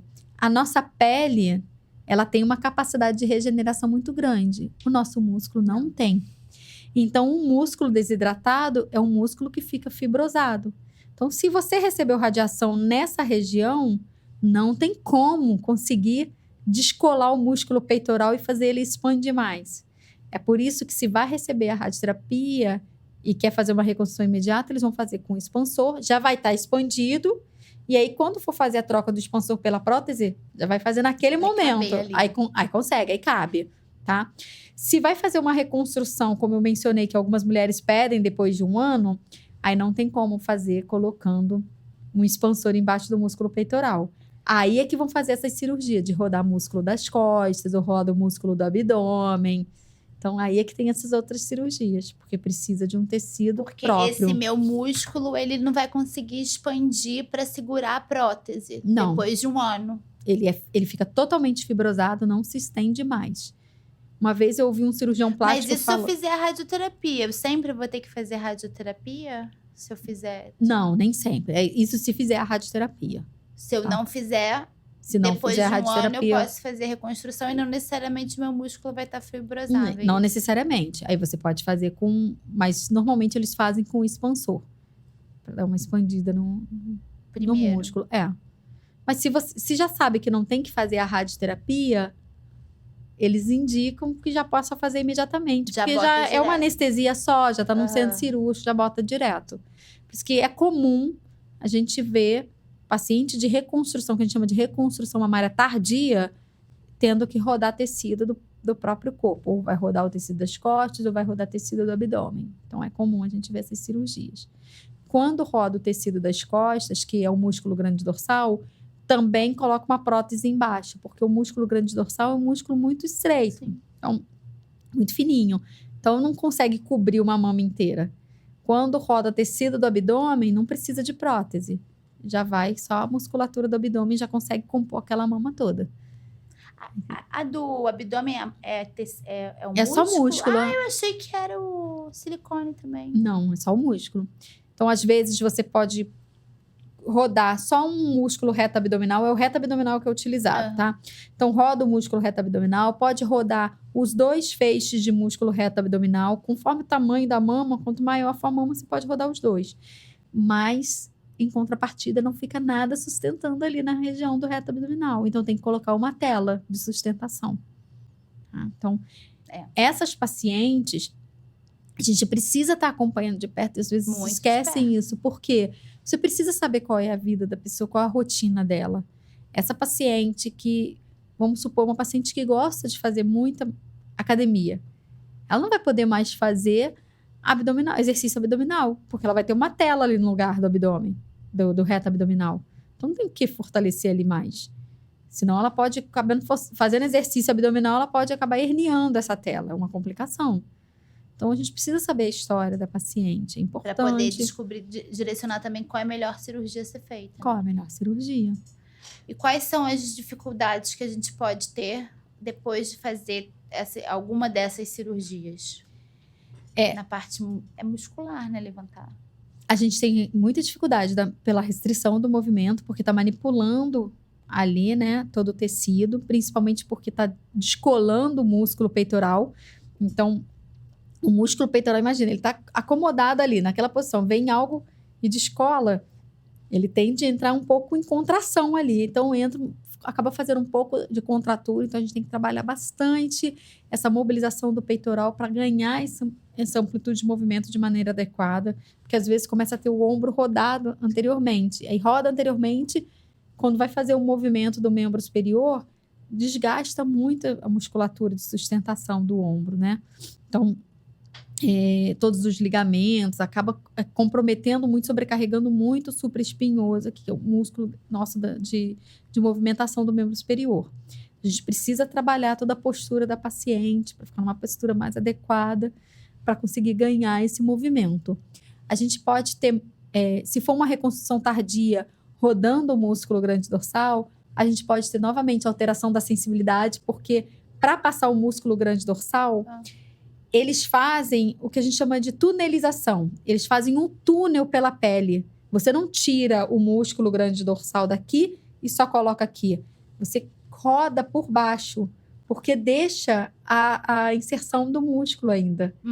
Então, o músculo grande dorsal, ele vem da parte do ombro até aqui essa parte posterior das costas. Sim. Então, descola uma porção dele aqui de baixo, roda aqui por dentro, nessa lateral aqui, por baixo da pele e implanta, levando um pedacinho de pele. Isso. Aí vai suturar no músculo, no peitoral. E o meu movimento? Como é que fica? O movimento fica tranquilo, dá para recuperar tudo normal.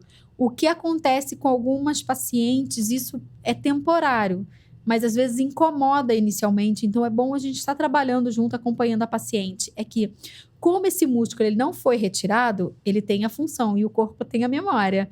Então, às vezes, qual é a função do grande dorsal? É uma função de extensão do braço. Então, às vezes, quando a gente faz a extensão do braço, a paciente sente que está contraindo aqui na mama, que entra em contração, porque essa era a função dele. Então, com o passar do tempo, ele vai atrofiando, porque vai perdendo a sua função. Mas a fisioterapia trabalhando junto, aí dá pra gente trabalhar com exercícios também e aí a gente trabalha muito até com técnicas como se fosse um paciente neurológico, que a gente trabalha em diagonal, todas as técnicas que seria para um paciente de neuro, para ganhar essa amplitude de movimento e dissociar isso, não deixar esse músculo entrar em contração. Dentro das duas questões, tanto do linfonodo quanto da questão de recolocação da mama, eu acho que é muito mais... acaba que as pessoas acham que precisam muito mais do fisioterapeuta nesse momento por causa daquilo que a gente tinha falado antes. Que antes se via fisioterapia como uma reabilitação. Exato. Mas se eu paro e penso, é lógico que eu preciso para reabilitação do pós-cirúrgico. Mas essa questão dos linfonodos me parece ser tão mais complicado e tão importante do fisioterapeuta estar mais presente. Não é? Eu acho que é. O problema é que se ainda tem a visão de nós, fisioterapeutas, né?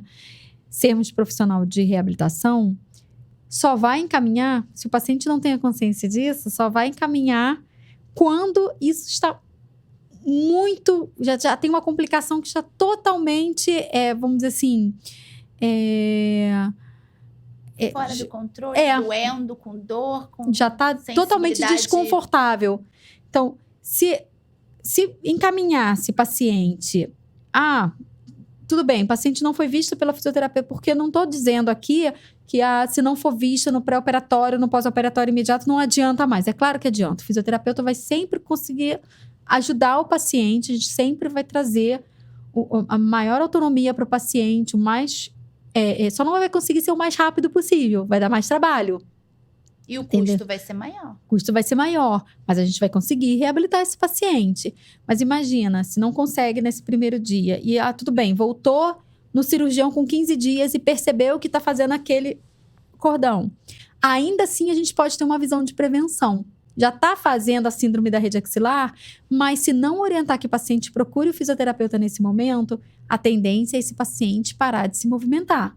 E aí, sim, pode ter o que a gente fica preocupado, que é a capsulite adesiva, que é justamente uma inflamação na cápsula do ombro, ali da articulação do ombro, e aí gera o que a gente chama de ombro congelado. Depois que se instala uma capsulite adesiva, é um processo mais difícil do fisioterapeuta tratar.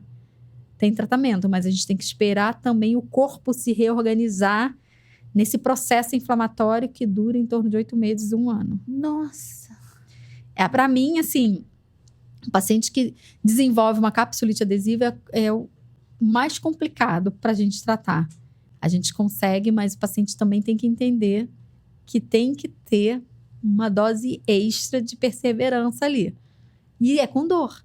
A gente vai fazer exercício, o paciente vai sentir dor, vai mobilizar, vai sentir dor, porque a cápsula perdeu seus nutrientes, a mobilização ali e congela o ombro. Não é para sempre. Se o paciente desistir do tratamento, vira uma situação muito crônica mesmo. Mas se não desistir do tratamento, depois de uns meses a gente consegue ir recuperando. E eu também estava pensando, né, até em relação à capsulite, porque veio na minha cabeça doenças que eu possa ter de ombro, por exemplo. Que às vezes a gente acha tão normal ter uma tendinite na vida, né? Então eu tenho uma tendinite no punho, passa pro cotovelo, às vezes vem pro ombro e vira uma bursite. Então são dores que eu tenho já nesse braço, nesse ombro. Eu vou fazer uma cirurgia, vou fazer de linfonodos. Eu posso ter mais complicações devido a uma simples tendinite que eu possa ter nesse mesmo braço que eu vou fazer a cirurgia. É perfeito, exatamente. Por isso a gente se preocupa em ver paciente. Eu acabei, como a gente conversa muito, né? Acabei não mencionando isso. Eu falei de pré-habilitação com o objetivo de melhorar o condicionamento para o paciente estar preparado para a cirurgia, mas a gente tem o foco de observar como é a pessoa, quais as comorbidades que essa pessoa tem. E entre essas comorbidades também tem as questões ortopédicas. Porque, e eu falo muito de nós mulheres, e as mulheres dessa faixa etária, né, do câncer de mama, são mulheres que estão ativas, muitas delas, mesmo que não tenha dupla, tripla jornada, né? A gente tem uma questão de ter muitas que são do lar. Então, o trabalho do lar é um trabalho muito pesado. Então, às vezes, a gente faz toda aquela sobrecarga, né? Faço uma faxina na minha casa, aí tô sentindo a dor, vou lá, tomo um Dorflex, uma dipirona, Tilenol, passa a dor. Depois continuo fazendo. E nunca investiga se tem algum processo inflamatório. Ou aquela que teve um diagnóstico de processo inflamatório, começou a tratar, está fazendo a fisioterapia muito bem, descobre o câncer de mama, o que vai fazer? Vai parar tudo na vida. porque ela vai investigar esse câncer de mama. E aí vai para todos esses médicos que precisa ir, fazer todos os exames que precisa fazer e largo tudo. Eu tô te citando exemplo porque é exemplo que eu já vi e já vivi de paciente dentro e fora do INCA. Então, vamos dizer que é um estilo que a gente tem, é uma rotina que a gente tem no dia a dia, e isso para a sociedade toda. É claro, a gente quer tratar uma doença, é uma doença grave, então a gente vai parar tudo na vida e tratar. Muitas vezes a mulher que trabalha fora, ela pega a licença, ela tira a licença no trabalho, porque vai começar uma quimioterapia, mas ela não começa a fazer um condicionamento físico, não procura um fisioterapeuta. O que ela faz? Ela parou de trabalhar fora e começa a acumular serviços de casa. Então, às vezes, ela trabalha fora como digitadora, ela trabalha fora uma coordenação de escola, não é serviço pesado para o membro superior. E aí ela começa ela se vê dentro de casa, sem as atividades fora, e ela começa a enxergar, vamos dizer, a gente é assim, né? Começa a gente enxergar. vê tudo de errado em casa. E aí começa a fazer. E aí faz muita coisa em casa. Então, por isso que a gente defende a ideia de avaliar essa paciente antes da cirurgia, para ver se ela já tem algum sinal de dor, de desconforto, um processo que na hora que a gente faz algum movimento, tem algum processo doloroso ali, para a gente começar a acompanhar antes. Porque se você não acompanha, o que acontece na cirurgia? Não é só a questão do linfonodo. Para fazer a cirurgia, a paciente fica com o braço totalmente aberto. Se ela está ali com um processo inflamatório, ela está anestesiada, o cirurgião vai colocar, ela não está sentindo nada. E aí ela sai do procedimento cirúrgico ficando. Tudo bem que a cirurgia não demora horas, a cirurgia é até rápida, tá? Uma cirurgia mamária vai de paciente nessa posição 30 minutos a 1h30 no máximo. A menos que a paciente tenha que fazer reconstrução imediata e demora um pouquinho mais.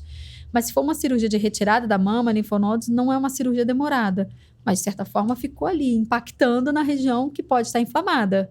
E com efeitos da anestesia. Então, não sabe nada. Depois que sai o efeito da anestesia, começa a doer. E ela não entende de onde está vindo essa dor. O que ela faz? Tipóia imaginária. Para de se movimentar porque está doendo. E aí vira uma bola de neve, de um problema levando ao outro. E essa dor as pessoas acham que é pequena, mas eu tenho bursite. Então eu passo a noite com dor. Não dorme. Não durmo, eu sinto dor a noite toda. E eu fiquei pensando realmente nisso. Depois de tudo que você me contou em relação aos membros superiores que podem gerar o câncer de mama, o tratamento do câncer de mama pode gerar, como é importante a gente também tratar todos os problemas anteriores que a gente tem. A gente pensou no braço porque tirou a mama, mas vamos lá. Tem todo o corpo também. Lombar, posicionamento, tudo. Então, tudo. Você fortalecer todos esses músculos, pensar no seu posicionamento anterior à cirurgia, no posterior à cirurgia, e ter esse acompanhamento com o fisioterapeuta, vai fazer a própria cirurgia sua recuperação do câncer ser muito melhor. Mais rápida. Imagina uma pessoa mais velha que depende, às vezes, de uma muleta, uma bengala. E ela faz o apoio naquele lado, naquele braço, em que vai ser o lado da cirurgia. Eu não tenho como preparar para fazer com que ela passe a apoiar do outro lado, porque se ela faz a carga daquele lado, se tiver de maneira adequada, muitas vezes é porque ela tem um problema no membro inferior contralateral. Então, se eu colocar todo o peso do lado do membro inferior que tem o problema, ela vai acabar deambulando de maneira inadequada e isso complica, né? Um maior risco de queda. Mas eu tenho, então, que preparar tudo. Por quê? Por que ela tá com a bengala? O que houve? Foi algum problema? Ela teve um acidente vascular e aí realmente ela não tem a força, não teve a reabilitação, não conseguiu reabilitar o suficiente. Ou é porque ela tem uma artrose no joelho. Se tiver, às vezes a artrose é muito mais fácil de tratar, gente. Então, por mais que ela vá fazer a cirurgia na mama, vamos tratar também o joelho dela, porque depois eu não quero que ela fique dependendo tanto de uma bengala. Às vezes vai ser mais... Se pelo menos em casa eu der mais segurança dela não ficar com aquela bengala e ela utilizar só para deambular na rua, já diminui a sobrecarga nesse membro superior. Eu acho que tudo tá na prevenção. né? Na prevenção dos possíveis problemas que podem vir a acarretar, que vão vir. Isso. Vão vir. Infelizmente, eu estava até conversando que, então, de 20% a 30% das mulheres vão ter algum tipo de... vão ter um linfedema. Um percentual vai ter algum problema de mobilidade do ombro. Que eu não sei, é maior esse percentual? O que você acha? É porque o linfedema ele é uma complicação mais crônica. Geralmente, as complicações na mobilidade do ombro apareceu, vai tratar. O ideal é que a gente não espere ter essa complicação, porque a complicação na mobilidade, ela pode favorecer o linfedema. Então, assim, você tinha comentado comigo sobre essa questão de o que a mulher pode ter feito para acabar gerando linfedema se ela não tomar cuidado e tal. Hoje, o que a gente preconiza de orientação para prevenção do linfedema é se manter ativo. Então, controle do peso corporal, tá dentro dessa se manter ativa, e exercício. Porque eu preciso estimular a nossa via de drenagem e a contração muscular estimula isso.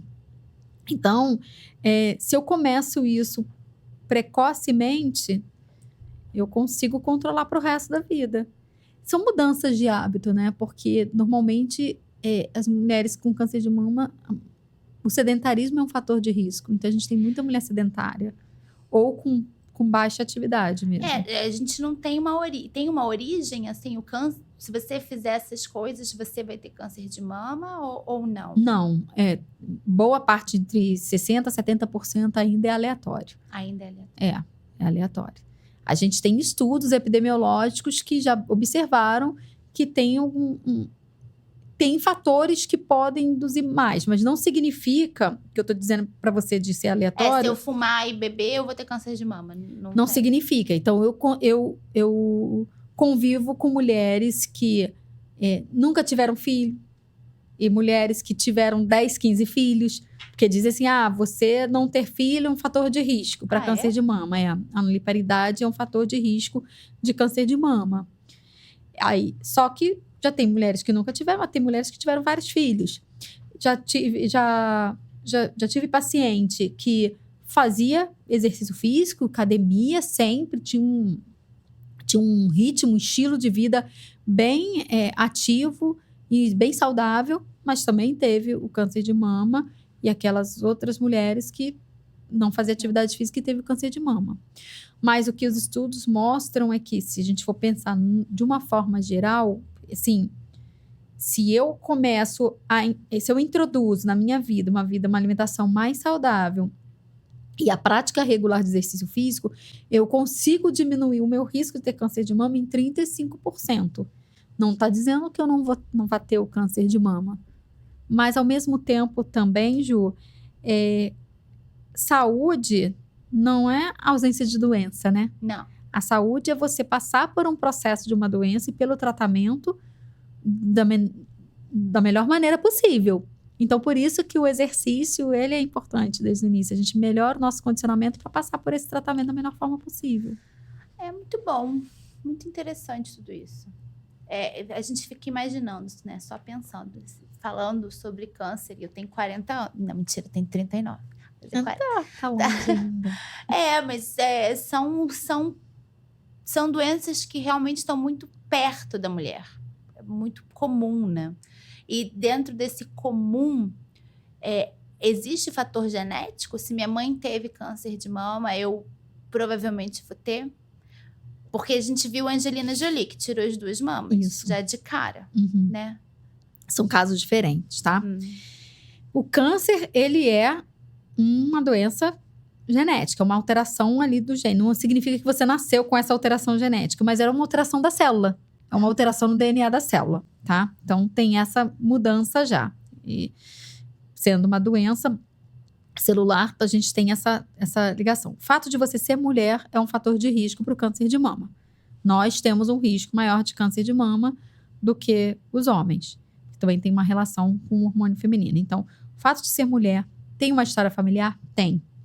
Mas, diferente da Angelina Jolie, vamos supor, sua mãe teve um câncer de mama. Quando ela investigou esse câncer de mama, investiga-se também se tem realmente alguma alteração de genes. Existe genes que estão associados realmente ao câncer de mama, que tem o BRCA1, BRCA2, a P53, ou tem pessoas que chamam de BRCA1, BRCA2. Esses genes, eles têm a função de fazer enzimas no nosso corpo, proteínas, que são proteínas de controle de alteração celular.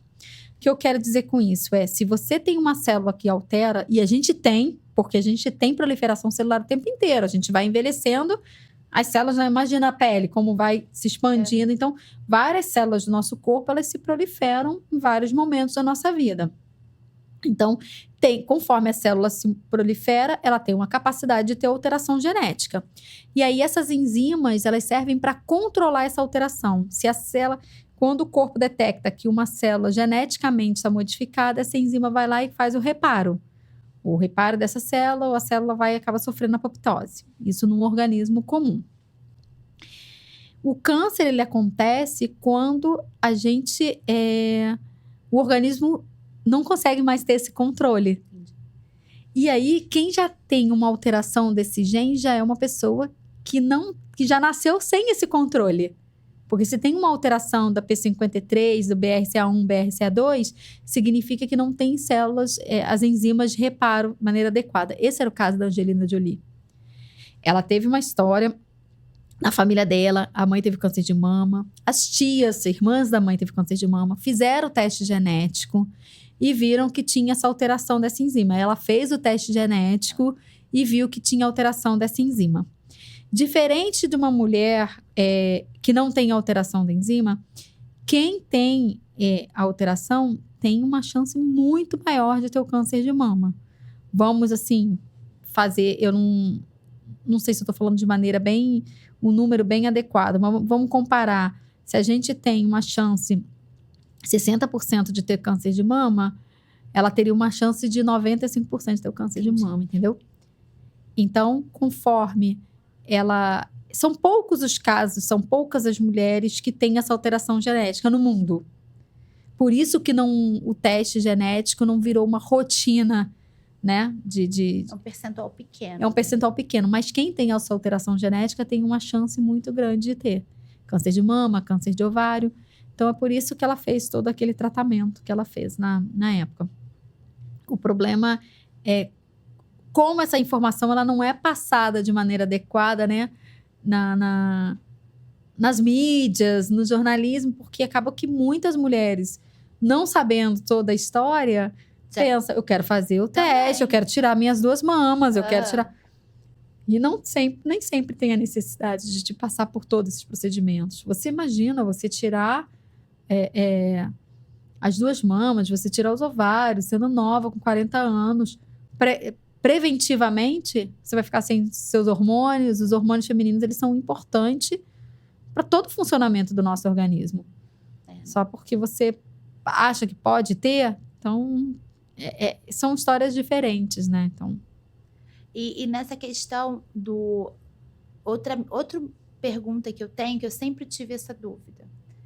Se eu tive câncer de mama em uma mama, eu provavelmente vou ter numa outra depois de um tempo, ou logo depois? Não tem nada a ver. Não podemos afirmar isso. Não tem nada a ver. Agora, se você teve o câncer numa mama, com a idade que você tem uma indicação de se fazer esse teste genético.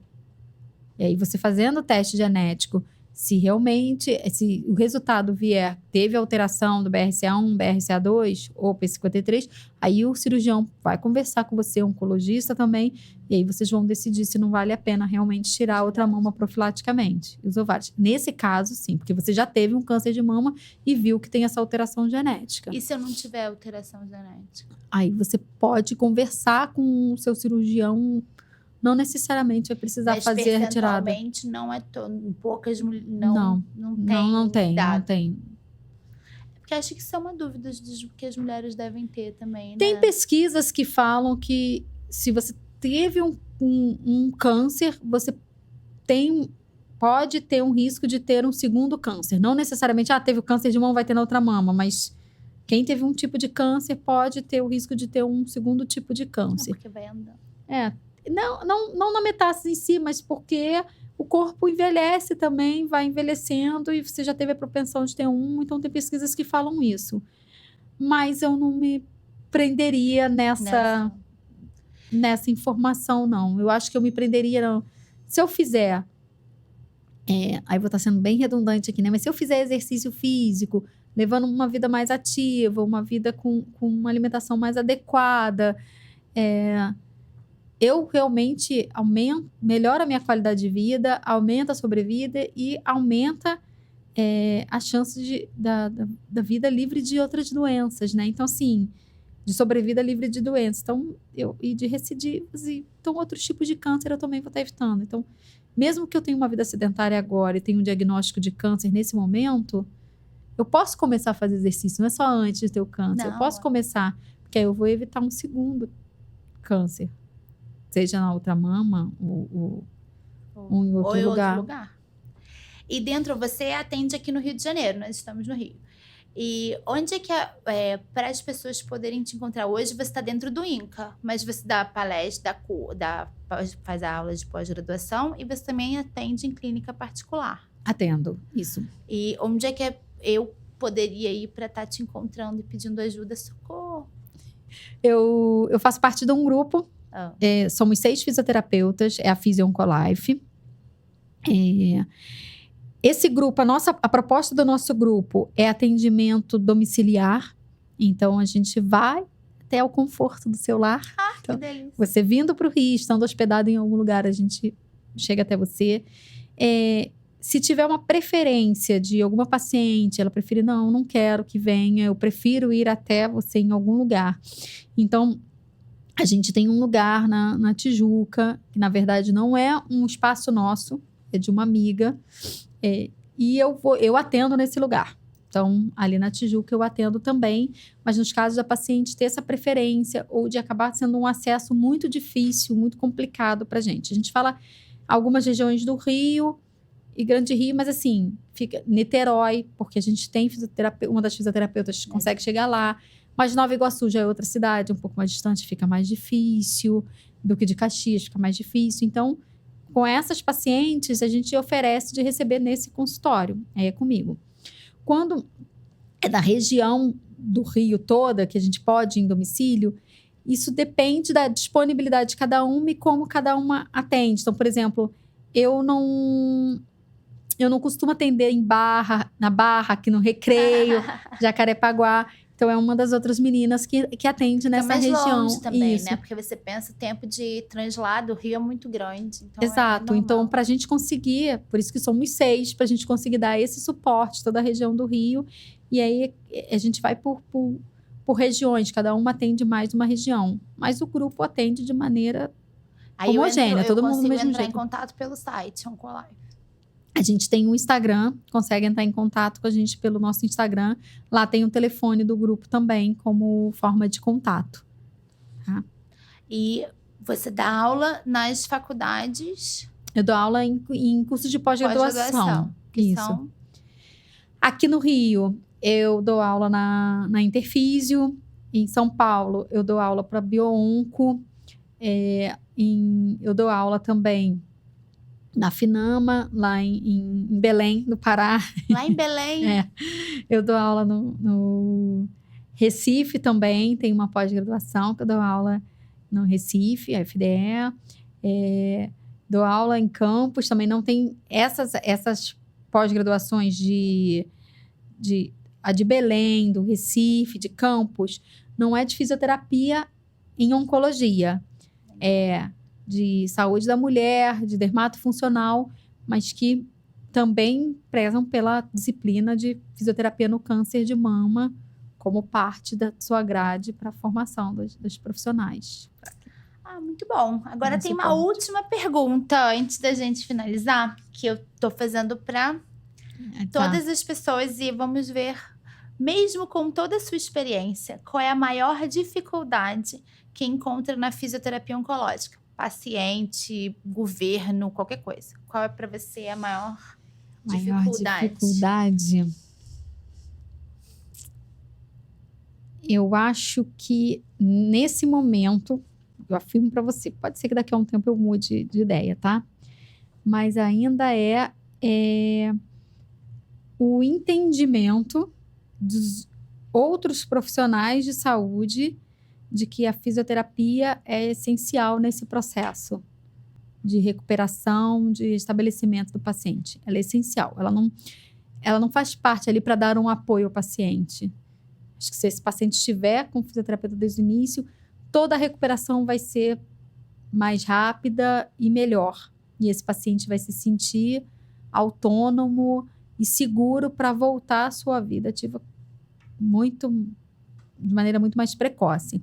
Então, eu vejo que a maior dificuldade são outros profissionais de saúde. Não significa que todos. A gente tem muitos profissionais próximos a gente que reconhecem. Mas acho que falta, independente do paciente ter alguma complicação.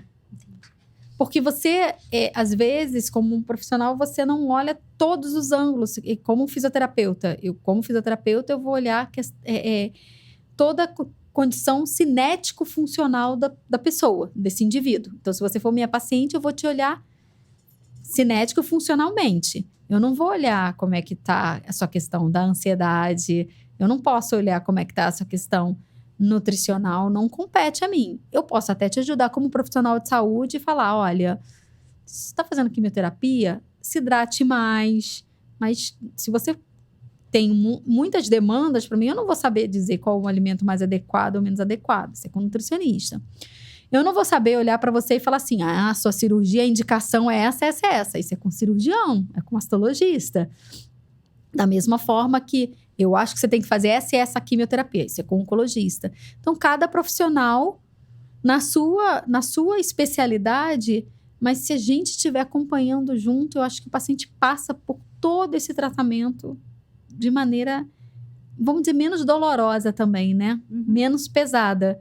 Então, o que eu sinto, a maior dificuldade são os outros profissionais reconhecerem que a gente é essencial para esse tratamento também. A gente pode ser peça fundamental. E aí, quem perde um pouco é o paciente. Claro que se a gente for analisar toda a estatística, você pode nunca passar pelo fisioterapeuta, tudo bem, você restabelece. Você passou pelo tratamento do câncer de mama e tá bom, consegui me recuperar. Mas o quanto isso poderia ter sido mais fácil para você se tivesse, pelo menos, uma conversa com o fisioterapeuta. Porque nenhum fisioterapeuta vai prender você em tratamento sem necessidade. Não vai. Não tem necessidade. Não tem necessidade. Então, não precisa ter uma complicação instalada para isso. Não, prevenção é o melhor remédio. Não é só reabilitação. Exato. Ela é prevenção. É. Muito obrigada. Obrigada. Eu que agradeço.